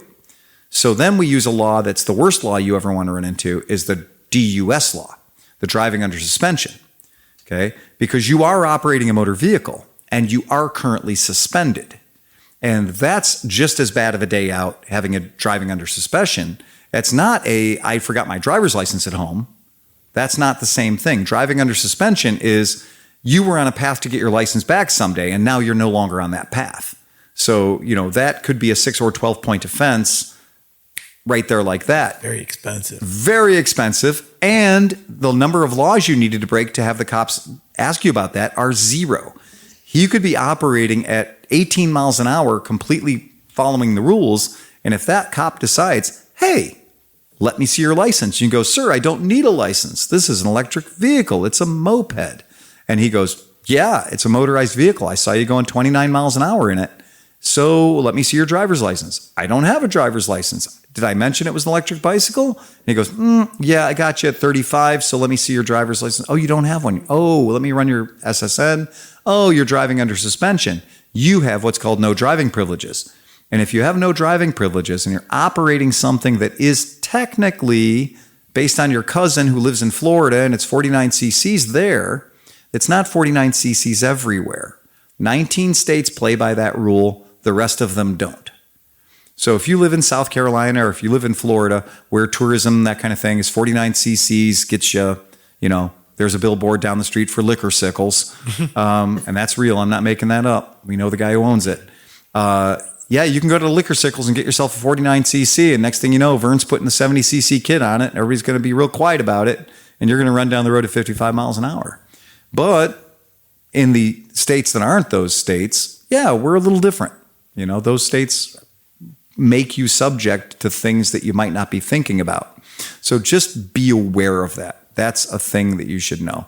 Only because our people that listen to the podcast have a lot of concerns. And it turns out it was funny because every single email I got was prefaced by either my kid wants this or my kid tricked me into buying him this, or I was thinking about buying him this because my kid tricked me into it. We sold a 14-year-old a Benelli TNT 135 the other day. Nice. With parental consent, right? Parents came in and bought it for him. And I was like, damn, when I was 14 years old, my parents weren't buying me a 70-mile-an-hour motorcycle. Yeah. And the dad is like, now remember, you don't leave our yard on this thing. No way, Dad. Are you what? Right. Are you... Why do you threaten a child like that? You can't put that much pressure on a kid. You can't possibly do that. He's never lied. He just did. That was it. I watched it happen. That was a fucking lie. No, I'm never going to leave our yard. Unless your yard is fucking Lorain County, right? Unless you own a state. Yeah, that kid is going to be on the street on that cocksucker, right? You better just start putting money in the kitty right now to get it out of the impound lot. Title it in your own name so that when it gets impounded, it'll be easier to get out of the impound lot. You think the impound lot would get mad if we preemptively called them and said, hey, when this comes in, I'm willing to come pick it up? Prepay. Just prepay. Do you have gift certificates? Yeah, don't run the clock. The clock is where it gets expensive. Yeah, you just need an insider to The call day it lands, I get a get out of jail free one-time pass that says, Mr. Roscoe, it happened. It's here. And this is your one. Yeah. Right? You have 24 hours to pick this fucker up. And that's it. If you haven't ever had to get something out of the impound lot, it's not easy. You need letters from cops. If you're not prepared to get letters from cops, don't get your shit impounded.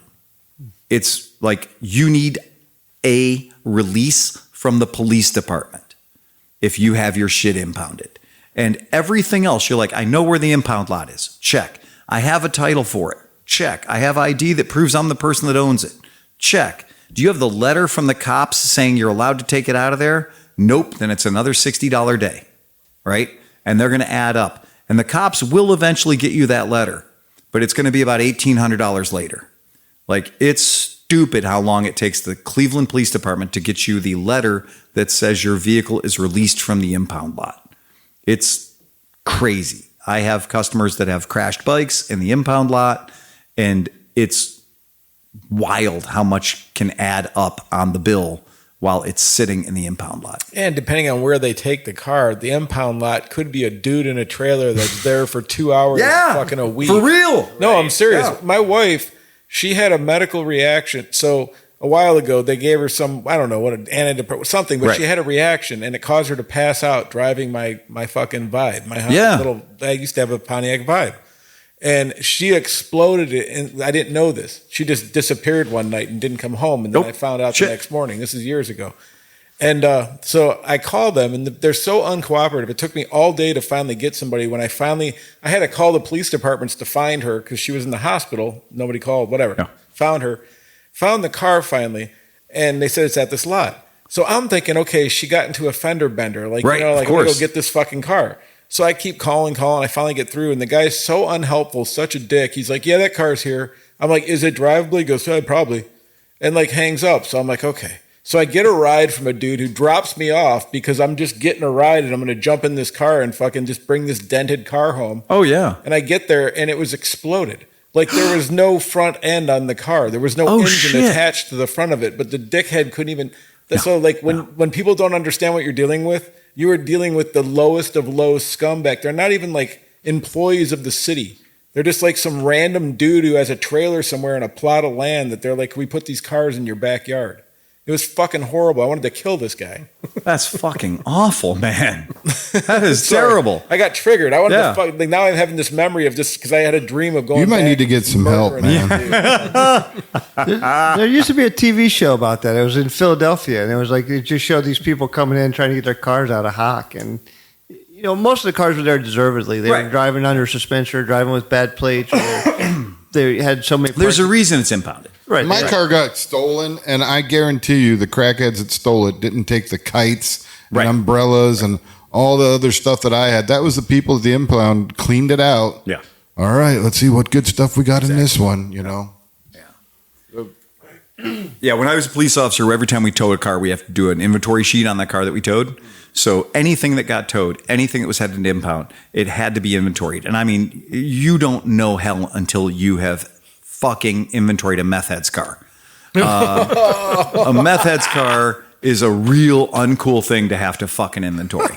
It is a lot going on. There is like at least 9 or 10 semi-disassembled VCRs in the back of it, right? It's epic how long the fucking inventory is on the sheet. You just like write down miscellaneous electronics. But we've had a number of people who come back to the police department after they got their car out of the impound and be like, hey, I was missing that guitar. And they would always come in and say, hey, we need the impound, we need the towing sheet, the inventory. And we'd always give it to him. And the guy's like, here, even the cop knew that there was a Fender guitar in a box back there.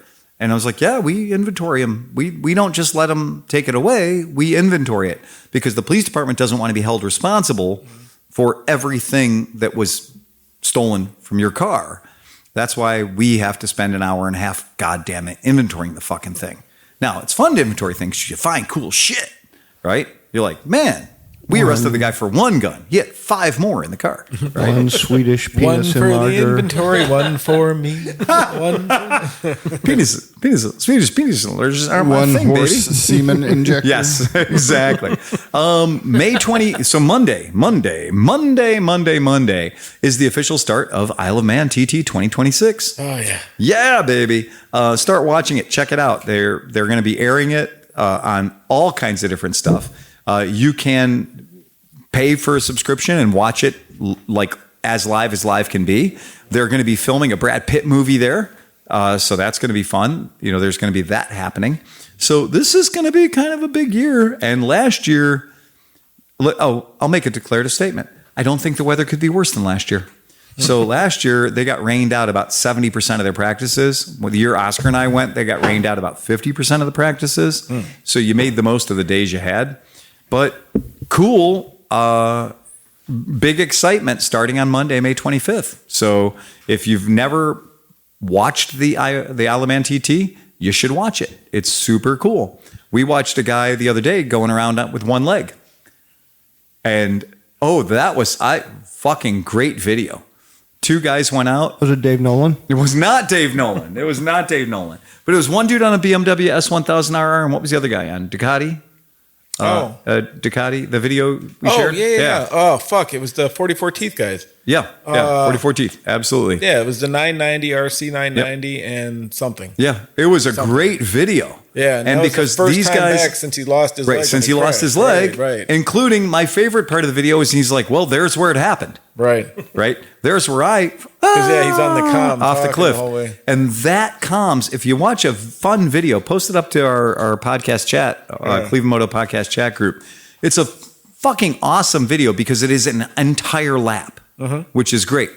And because these 2 guys aren't out there racing for the championship, they're chatty. Yeah. Right? Oh, so they're so chatty good. And they're kind of playing with each other a little bit, but it gives you a lot more insights into what it takes to race that.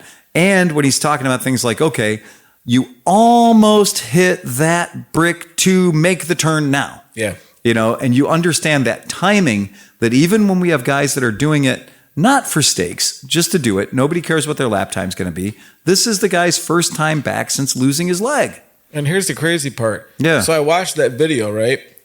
Last night, I'm playing fucking TT3. Oh, you are? And my hands are fucking sweaty and my pulse is racing. And I'm like getting all fucking saucy. And then I watched the video and they were calmer on the track. Yes, than absolutely. I am fucking playing the game. And they're joking with each other and having a great time. They were laughing a lot. They were laughing. They were having a blast. But man, when you get the speed, the game's pretty good. And you can have the in-helmet view. So like you're looking out the helmet with the bike in front of you.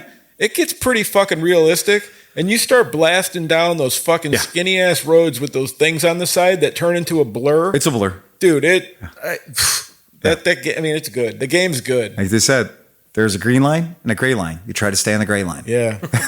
There's a green blur and a gray blur. You try to stay on the gray blur. But some of it, like, I don't know how you would learn that track. Well, like, this is the idea. I can't do it. Right. Well, this I can't remember shit, but it's hard because like there's so many turns where you're like, if you're trying to look at the map, which obviously on a motorcycle, you really wouldn't have a map in the corner of the screen. But you're trying to just try to get the gist of it, and you always fuck up those turns. There's always a hairpin that sneaks out of somewhere. It's fucking crazy, man. Like even just playing that game gives me so much more respect for the dudes who are doing that at 180 some fucking miles an hour. Oh yeah, it's insane, unfucking real. Ballack Bridge is one of the places Oscar and I made sure that we visited because you are standing there when they do the jump, right? The we're going to catch air kind of jump. And so when I was watching these guys do their play-by-play and they were talking about like when they were starting to like, oh, well, we're coming into town. We're getting ready for the jump. Let's see how far we go. Right. So there's like, you can't just wing it and throw it away. You have to survive. You have to land. And what kind of shocked me about the video was not like somebody said, okay, when we come around this corner and we line up for the bridge, we have to be going 41 miles an hour because at 43, you'll never come down again. Right. Or you go into the apartment building across the street, which we have seen happen. Right. So there's this idea. And also, there is a giant wall with a picture of a bird on it that is a pub that's been there for a couple hundred years. And there are points of impact 9 and 11 feet up on that wall from people that didn't time the bridge correctly. So the learning curve on this is really fucking steep, right? Yeah.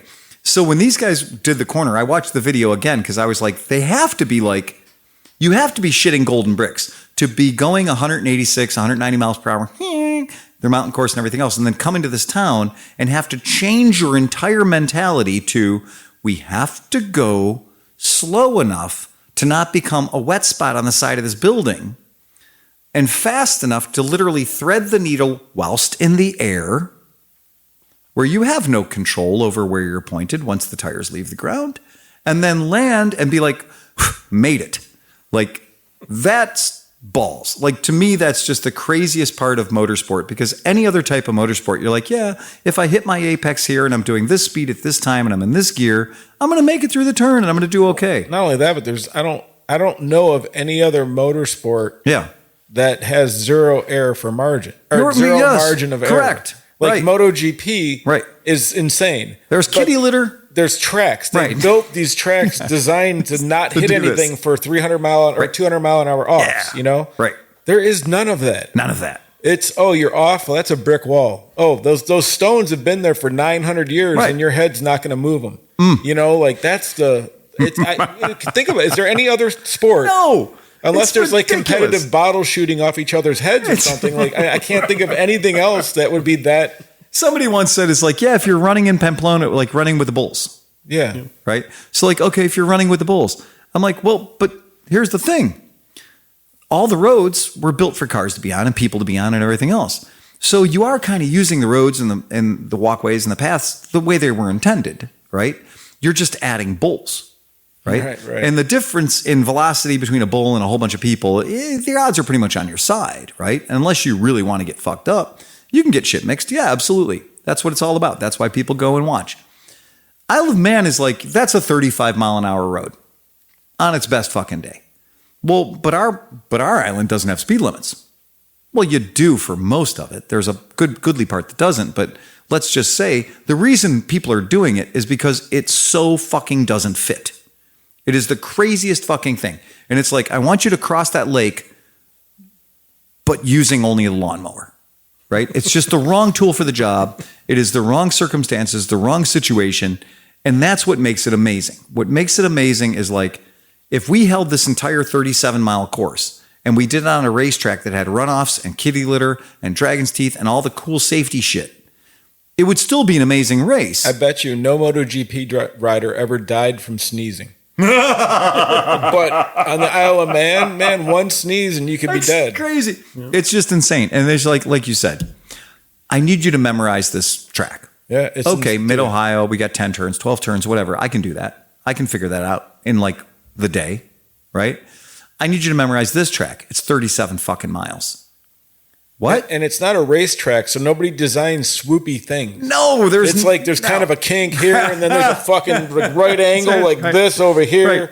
It's nuts. No. And like, there's no warning. Like, if you turn off, I cheat a lot and use the like, hey, you got to brake now, fucker. Because if I don't see that, man, you miss everything. No, you're just going to blast right through it. Yeah. It's absolutely, it is completely inappropriate, is completely ill-suited, right, to what it is. And that's why people keep coming back and doing it over and over and over again for over 100 years.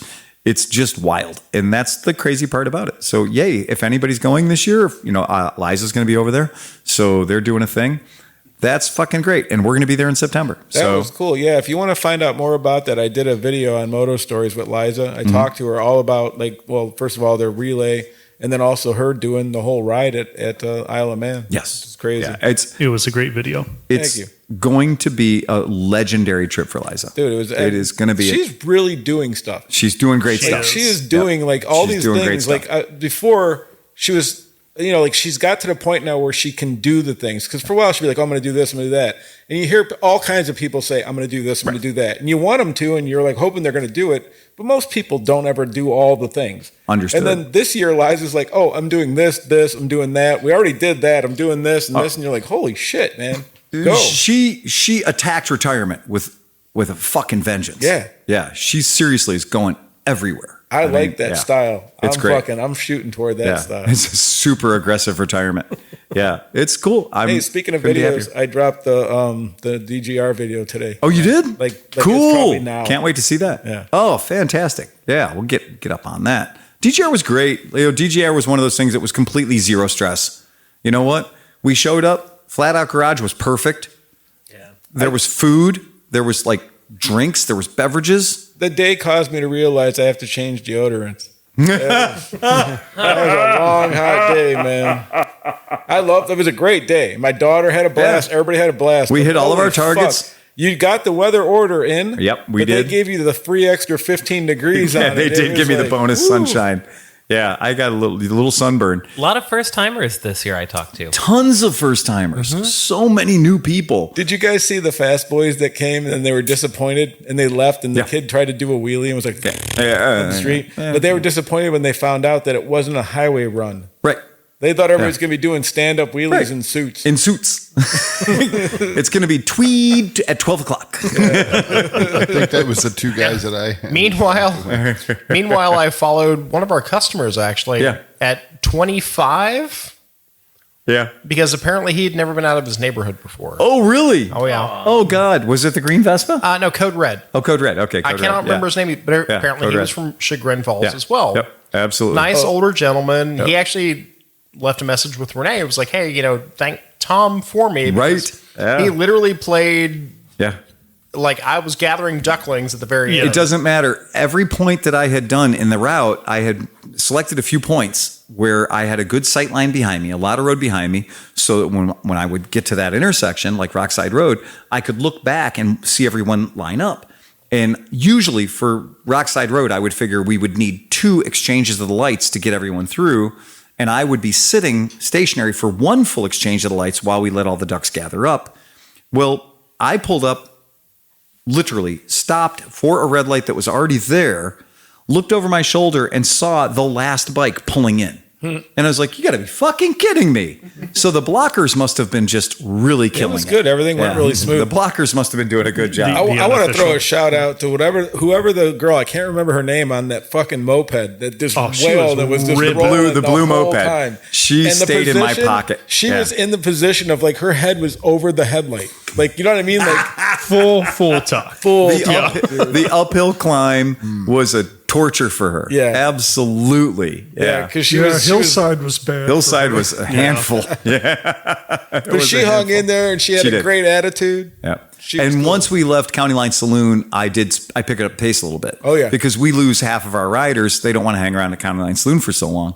And when we pulled into County Line, we were about 15 minutes ahead of schedule, which was fantastic. Mm-hmm. We pulled in and I took a look at about when we were like 30 minutes out and I was like, can we leave 15 minutes early? Just in case there's rain coming or anything like that. And I went up to the bar and I saw 2 people had just ordered food. And I was like, nope, we're not leaving 15 minutes early. So I was like, no, they're basically stretching it out. One of the things that happened to me on the ride is I was blocking and there was a turning lane. I think it was like when we were going through the canal area and there were cars and I didn't want, I definitely want wanted to them stop coming there in, yeah. because they're in the turning lane. They're going to want to turn in.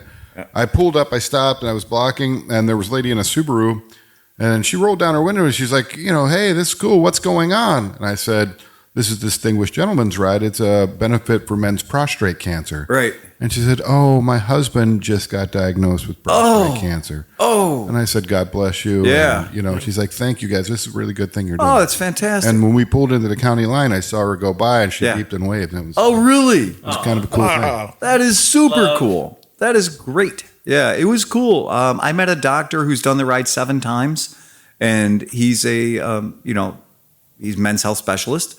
And he said, look, man, he goes, I've been here 7 years. I think this is fantastic.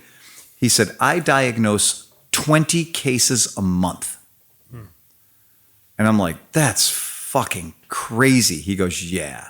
He goes, tell everybody, if you are a young man, like under 30 years old, and you feel sudden lower back pain, or if you're an old man over 60 years old and you feel sudden lower back pain, right? And you haven't just lifted a whole bunch of stuff, go get yourself checked out. He goes, that's one of the things he's seen as a associative factor is that one of the complaints that gets people to come in to the doctors in the first place is, hey, doc, I got lower back pain, like lower lumbar back pain.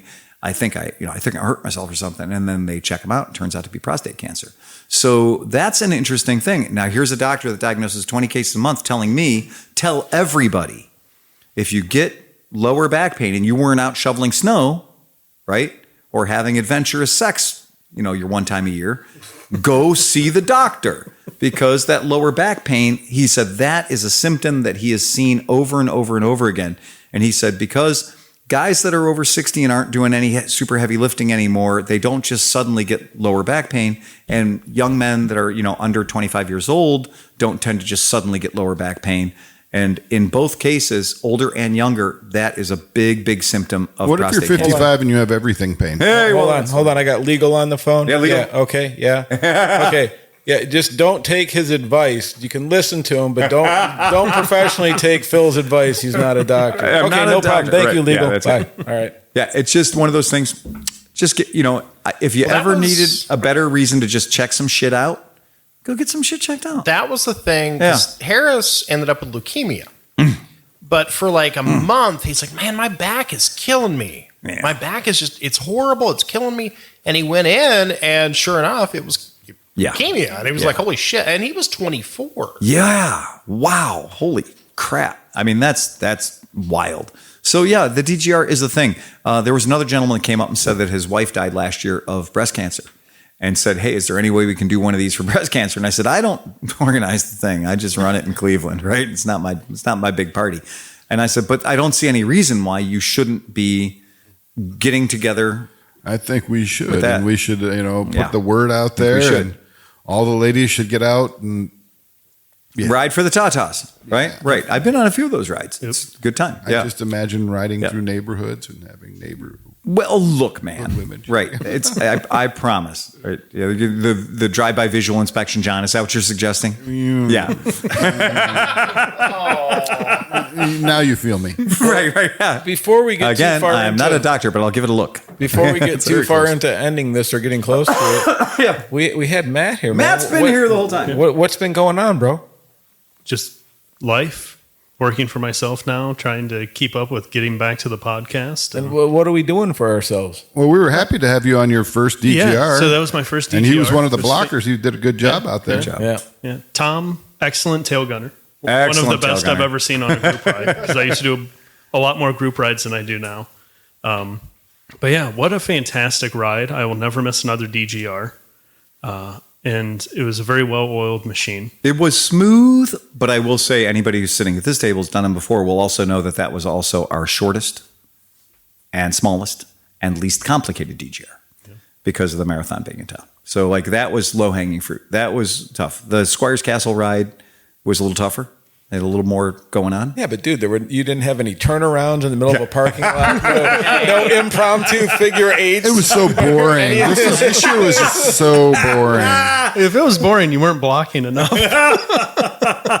That's why it was funny. We were trying to get people to block. And so I was like, oh, come on over and block. And people are shy about it. They don't want to be I'm like, look, if you get 10 minutes into the fucking thing, everybody wants to block. No, but seriously, this year was so smooth. If you think back, you had people that were now the range of riding ability at a DGR is huge, and that's why the ride is kind of smooth, because you want to make sure that you're appealing to everybody. And nobody's wearing their Snells and their air stitches. Yeah, right. So somehow he managed to he got all the ride to go into a parking lot, turn itself around, and then thread the needle. The whole time between parking bollards. Yeah, with people going in opposite directions, with some people that looked like they may have gotten one ride in ever before they were on the ride. We were doing legit Shriner shit. Yeah. Yeah, I had to turn around 212 people in a parking lot that you couldn't fucking... Yeah, it was too small. Yeah. It was way too small. I feel like if I show up on that ride on my Versys and not my super hot, I'm like, well... I brought the bike. This is probably a good idea to block. Yeah. If you have to go all the way from the back to the front. Grip it and rip it and have fun. Yeah. It's cool. So that was your first DGR. Yep. And you brought the Norge. I did. Yeah, the Norge. So that's very cool. It was a great seat, especially for blocking. There were absolutely speeds that were only obtained on a closed course in Mexico. There was definitely one section where a law enforcement officer was coming the other direction, and I was just glad it was a giant group I could blend into. Oh, you weren't like me when I almost ran into the cop because I was trying to pass everybody getting a shot, and I turned this way, and there's a cop coming at me in the wrong fucking lane. I'm like, okay.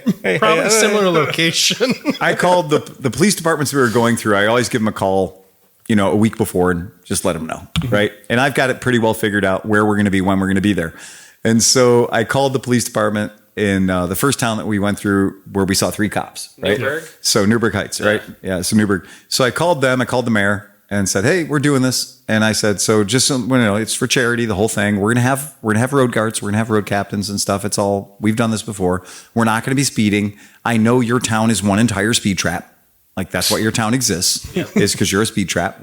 I mean, you're Alcoa aluminum and you're a speed trap. That's what you do." And so I said, "We're not gonna be speeding." And I said, if you guys want to block, I don't think there's going to be any traffic because, again, your town is Alcoa aluminum, and this is Sunday, and a speed trap. So we pulled through, and there were literally 3 cops within 175 feet of each other that were all running radar at each other. Yeah, I mean, that's just perfectly normal on Harvard Avenue. There's 3 cops on the planet have laser burns on their eyeballs because all they're doing is checking each other's speed stationary whilst drinking coffee. I used to work the guard check there on Harvard Avenue, and I swear those cocksuckers would pull them over right in front of me. They're like, "Oh yeah, we got a guy, and right here we got like instant built-in backup." Built-in backup, I promise. So they were really cool about it. And then when we pulled into Cuyahoga Heights, then they had a cop that pulled. He was standing by at the light. And then when he saw me come around the corner, I gave him and he pulled right in front of us. And his thing, I think, was he was just going to guide us all the way down Canal past like Quaker Steak and all that stuff. And when he pulled out, we were going 39 miles an hour and he was going 70-ish, right? And I was like, I'm not going to fall for that trick. It's like if your lights and sirens are on and stuff and you're like, "Follow me," then I'll be like, "Play along. Sure. Great. Let's do this. Let's wick this up a bit." But when he pulled out in front, no lights and no sirens, he was just kind of like, "I'm just going to ease you up till I can write you a ticket." And I was like, "Yeah, I'm not falling for that, buddy. We're holding the speed." And it was fine. And it was great. But it was definitely, was the only crash the guy on the CVO bagger? Yeah, leaving. We have Renee sent me the video. Oh, I have it on video too. I didn't include it. I was nice to him. Okay. All he did was basically he was pulling out, and he thought somebody was closer to him than he was, and he did the old grab the front. He brake. grabbed the front brake and stuffed stopped, and then just fell. He just over. stuffed it. So I don't even think he had a scratch. No, I don't either. I think it was just one of those like, as long as nobody saw it. Oh fuck. Well, you know what's interesting? I'll send you guys the video. I'll clip the video and send it to you. But what's interesting is what had happened was when his leg touches the ground, he realized how much that thing weighed. Oh yeah. And then it continued down. Oh, I felt it from the front of the ride. Yeah. That has to be 1,100 pound bike. Sudden shift of gravity. That's a big ass bike. Yeah, it was a big bike.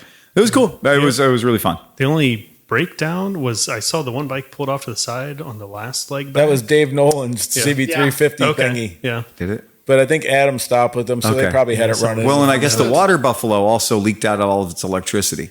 It blew a fuse. So the water buffalo blew a fuse, but he got that sorted right away. Just replaced the fuse. He just probably put one of his bullets in there. Just 22 caliber. It's totally fine. Came out of his cane that fires guns. Dave said his fuel cap, the vent wasn't open, so it wasn't draining fuel. Sure. So once he relieved the fuel cap, put it back on. Yeah, vapor lock will get you. Yep. Yeah. Well, So yeah. The other Dave Christensen had his cane sticking out, and it's like, oh yeah. I'm like, I'm gonna run into your cane. Yeah, he was on the water buffalo. And for anybody who is a Cleveland enthusiast, he'll notice that he now has a whole new piece of artwork. So he got a cover up. So that's pretty cool. I complimented him on that. That cover up is fantastic. So really glad to see that. So that's cool. It's going to make a lot of people feel more comfortable, being around him. So that's just, we applaud that. We really do. And I do appreciate that. I really do, because sometimes when you have new people that have never been on a ride before and they're just not sure how they're going to fit in, they're not sure what kind of crowd it is. We always want to be welcoming to people that are new. We don't want to scare them off. We don't want to be like, hey, we're the tough guys and whatever. Meanwhile, it's a fucking dapper ride, for fuck's sake. Seriously, if we're going to roll through your hood and you see this fucking parade of fucking dorks on somewhat incapable motorcycles. I have two things. One, I literally told the fucking guys at the garage, I was like, dude, what if your neighbors don't know what the DGR is, and they just think that every weekend there's just going to be 200 fucking people in suits running around like fucking standing outside smoking pipes. Dan David was a seersucker masterpiece. Dan Davis, formerly of the Crawford Auto Museum, he was standing around smoking a meerschaum pipe in a what can only be described as a festival of yellow. Yeah. Right? A festival of yellow. And he just was completely into it. Monocle in place, living the life. I think he needs at least 3 more DGRs per year. So I'm standing there. I'm doing some filming and whatever, and I hear, "Hey, Steve." And I look up, and it's one of the guys from work. It's one of the engineers I work with, like a high up. Then I'm like, "Oh no, you're not allowed to invade my fucking in my shit. fun Like, zone. what are you doing around here?" Come on, but his man. son rode the ride. Oh, cool. So awesome. And then I like Van a lot. So, but anyways, Yeah. and he's awesome too. Yeah. But it was just weird. I'm like, oh no, they're gonna know. Your worlds are colliding. Yeah, like what is this? Nobody can know I ride motorcycles. The guy who showed up on the Victory Vision, who was blocking for us too, I think that was his first DGR. This is the first time he rode with us. And he's ridden a lot of club rides and stuff. And he's like, "Oh yeah, I do road captain stuff all the time." I was like, "Great, love to have you." He's like, "I wasn't sure, it's my first ride, and everything else." I was like, "No, by all means, come on out." And then the other big dude who was road blocking for us, road guarding for us, he's been on Valkyrie? Valkyrie. Yeah. So it's a Valkyrie, not an interstate, but it's been interstateified. So it's like we took a Valkyrie, we decided to make it heavier. Yeah. Is he And they Samoan? He looked Samoan. Yeah. I think he's Samoan. Yeah, he's a big dude. He's And a big boy. He's a big dude, and he rocks that Valkyrie. Yeah, So he has no hesitation sliding sideways in front of a car. Yeah. Like he's like one of those guys. I've watched him work, and if there's a car that's like, I'm gonna get in there, he's like, nope, no way. I did, looking back at a couple of pieces of footage, I did see some cars sneak through. Yeah. There was a couple cars that didn't wait at all. They didn't wait. They were like, fuck Yeah. you guys, and just pulled out. I was waiting. There was one point where I was towards the back of the group, and there was a car that like changed lanes into the group. And I was just like, what do you think? Are you fucking You crazy? don't want to be in the middle of us as much as we don't want you in the middle of Right, us. yeah. Like, this isn't good on either end of this exchange. That's what Merritt was like. Okay, if we were in Mexico right now doing the Guadalajara run, the cops would just race ahead of us and get all those cars in the front and just like tap on the windshields or tap on the driver's glass and be like, "Get out of the fucking lane" in Mexican, right? And they did a great job of just clearing the path for us so that anytime somebody just through blind ignorance or whatever would just merge into what they thought was a roadway, didn't know it was a landing strip for 200 Vespas. They would just get them out of the fucking way. And I was really impressed by how aggressive the Mexican police are when it comes to riding, not necessarily traditionally on the driving surface, like willing to go places where cars and motorcycles shouldn't go to exploit a hole in traffic or to get ahead of something. And just to get up and tap on the guy's windshield or tap on the guy's window and be like, "No, you need to get out of the fucking way. Pick one of the other 2 lanes, but not the one you're in. We're making a hole." And they did. And we never, ever possibly could have outran them. They were moving shit out of the way for us. And I was like, "Can we ever do that in Cleveland?" And I was like, "No, we'll get shot." Well, I was Tap thinking on about somebody's that. Even- windshield in Cleveland. Even if you got Cleveland to give you a couple mounted units Yeah. to lead the ride or something like that, they would have to peel off though as soon as you headed to Newburgh or something. You know what I mean? They Right. couldn't do the whole because we ride. tend to go through 5 or 6 different cities. Yeah, it's true. I'll tell you what, though, the couple like memorial rides that I've went on with police escorts, those guys are a whole nother level of crazy. Yes, they are. I watched a guy on a KZ1000 pass us doing 85 over a blind hill in oncoming lane. man. And I'm like, Yeah. you have some other gear that I do not possess. Yeah, unless you can literally see into the future, you don't know what's over that hill. Yeah. You have no idea. Yeah, you're yumping that thing. Yeah. You have no. Oh God, fucking ridiculous. It's fun. I mean, group rides are interesting. Group rides can be a lot of fun. But keep in mind, one of the main things is we usually have like the group ride is pretty by the books. And then we'll always kind of like, okay, this is the last leg. We're coming home now. So we're going to step it up a little bit. And that generally does happen in our ride. That's something that we always. Well, and as far as I remember, your wrist isn't connected to anybody else. No, that's exactly right. And that's fucking ride your own ride, pal. Yeah. Right. First things first, know your own limits, right? So I have a friend, and he got these free helmet communicator things that he's been, up my ass about make sure you go over everything and learn everything about these things so we could do this review. So I'm like busting my ass before the ride to get it installed in my helmet and learn it a little bit. I get there and first he's like, oh yeah, I didn't bring mine. And I'm like, what? What? So now it's just me. Oh, what good is that? Yeah. Well, then later on, he's like, oh, yeah, I did bring mine.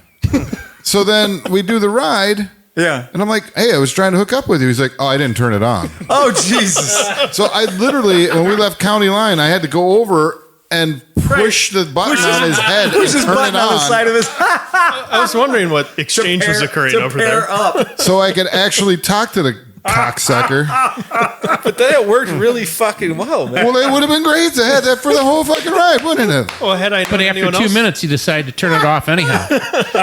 Fucking Turn it on, it sound, runs the battery down. fucking sound guy. Yeah, who would stand for your abuse? I'd shut it off too. I always look at helmet communicators like a bad dating app. You're like, all right, let me just see what's out there. Press the button. All right. And whose mesh am I going to end up on? Whose group am I going to end up in? That's been my experience with communicators, was just in the earlier generations of them. It just opened up a channel. It just came into a chat. You were just into the chat. Well, and now nobody else had ASL. anything because Right. I searched and I got a group, and the only group I got was this guy. Right. well, Yeah. should have told me and turned mine on. Right. I didn't know anyone else. And I didn't even realize I had him until I hear. I'm like, Sleepy, can you hear me? He's like, hey, these things are working. It's working. This sounds good.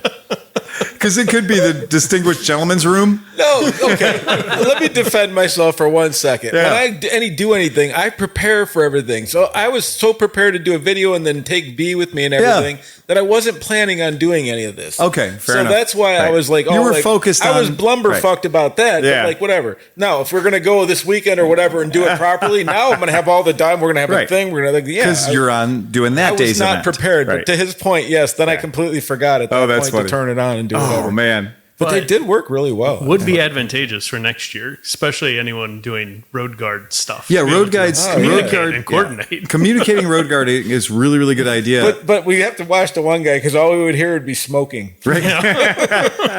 Just lighten them up, man. Yeah, just smoking and road guarding and smoking. Yeah.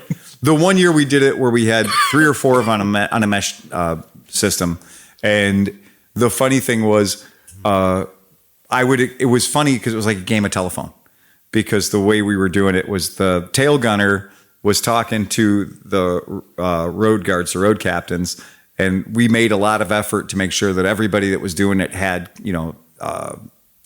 the same religion. Peace. Yeah, the same religion communicators. And I just remember leading the thing and just being like, okay, I think I was going through Brattonall and I stopped one time at Brattonall to let the crowd catch up. And I just heard nothing. And then I got whispers of like, watch out, that guy's trying to come through on your left. And then nothing. Hold on, I got a real slow guy back here. Hold on, I'm trying to get this guy back in. I'm like, oh yeah, well, yeah, this isn't paying off at all. Well, this is actually, this is benefiting me nothing. Now Right? It's the changed, same thing. because I had that experience in the past, Right. And then I was happy if they would just at least work with B sitting Right. behind me, Yeah. right. But even those, when you're talking to him, it's like, hey, you want to like that. But these Breaker things, 19. these sounded better. I mean, they're fun. They sounded good, no? Oh, yeah. And I like the music was great. Yeah. So I mean, these are now they're. But I wasn't able to share my music. I kept trying to get that to work, but We'll I had we some just limp figured dick it out. on the other end who wasn't really helping. Oh, you wait. Now that I'm going to know what I'm doing, Tech you're support. fucked, dude. Now we're going to have to do every feature. Wait, you twice. don't know how to go ahead and program your triangulation so that you can then get to. Oh no! Whatever company Moto Guzzi decided to buy their modular helmet with the built-in communicator from. Yeah. No. No. Well, this is where this is going to get interesting. They Right. can have up to 5 Bluetooth connections. So I can connect to the It's a motorcycle, switchboard. to the thing, to Right. the everything, to the action cam. I can send vocals to the action cam and John, but not here. So, I mean, there's a lot to learn. Are we disclosing what brand? Or are you waiting for your video? I forgot. Solid. Give me 1 second.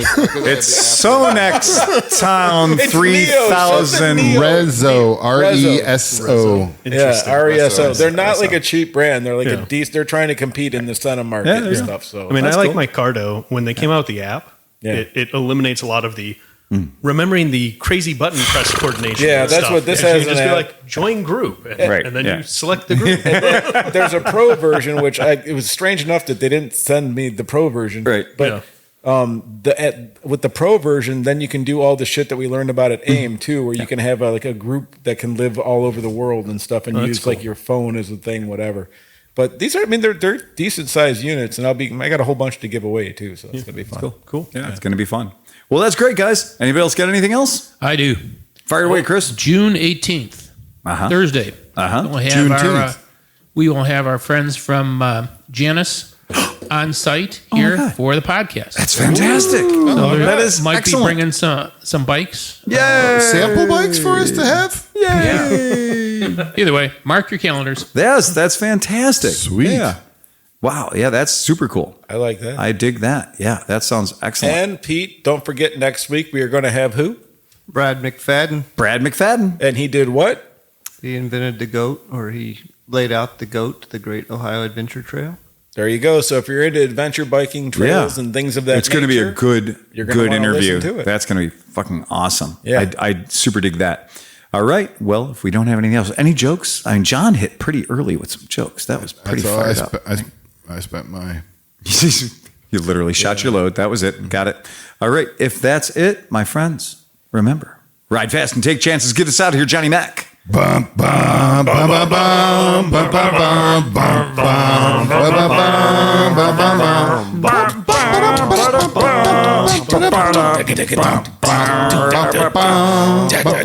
Eject, get us out of here, Sleepy. Hit the red button.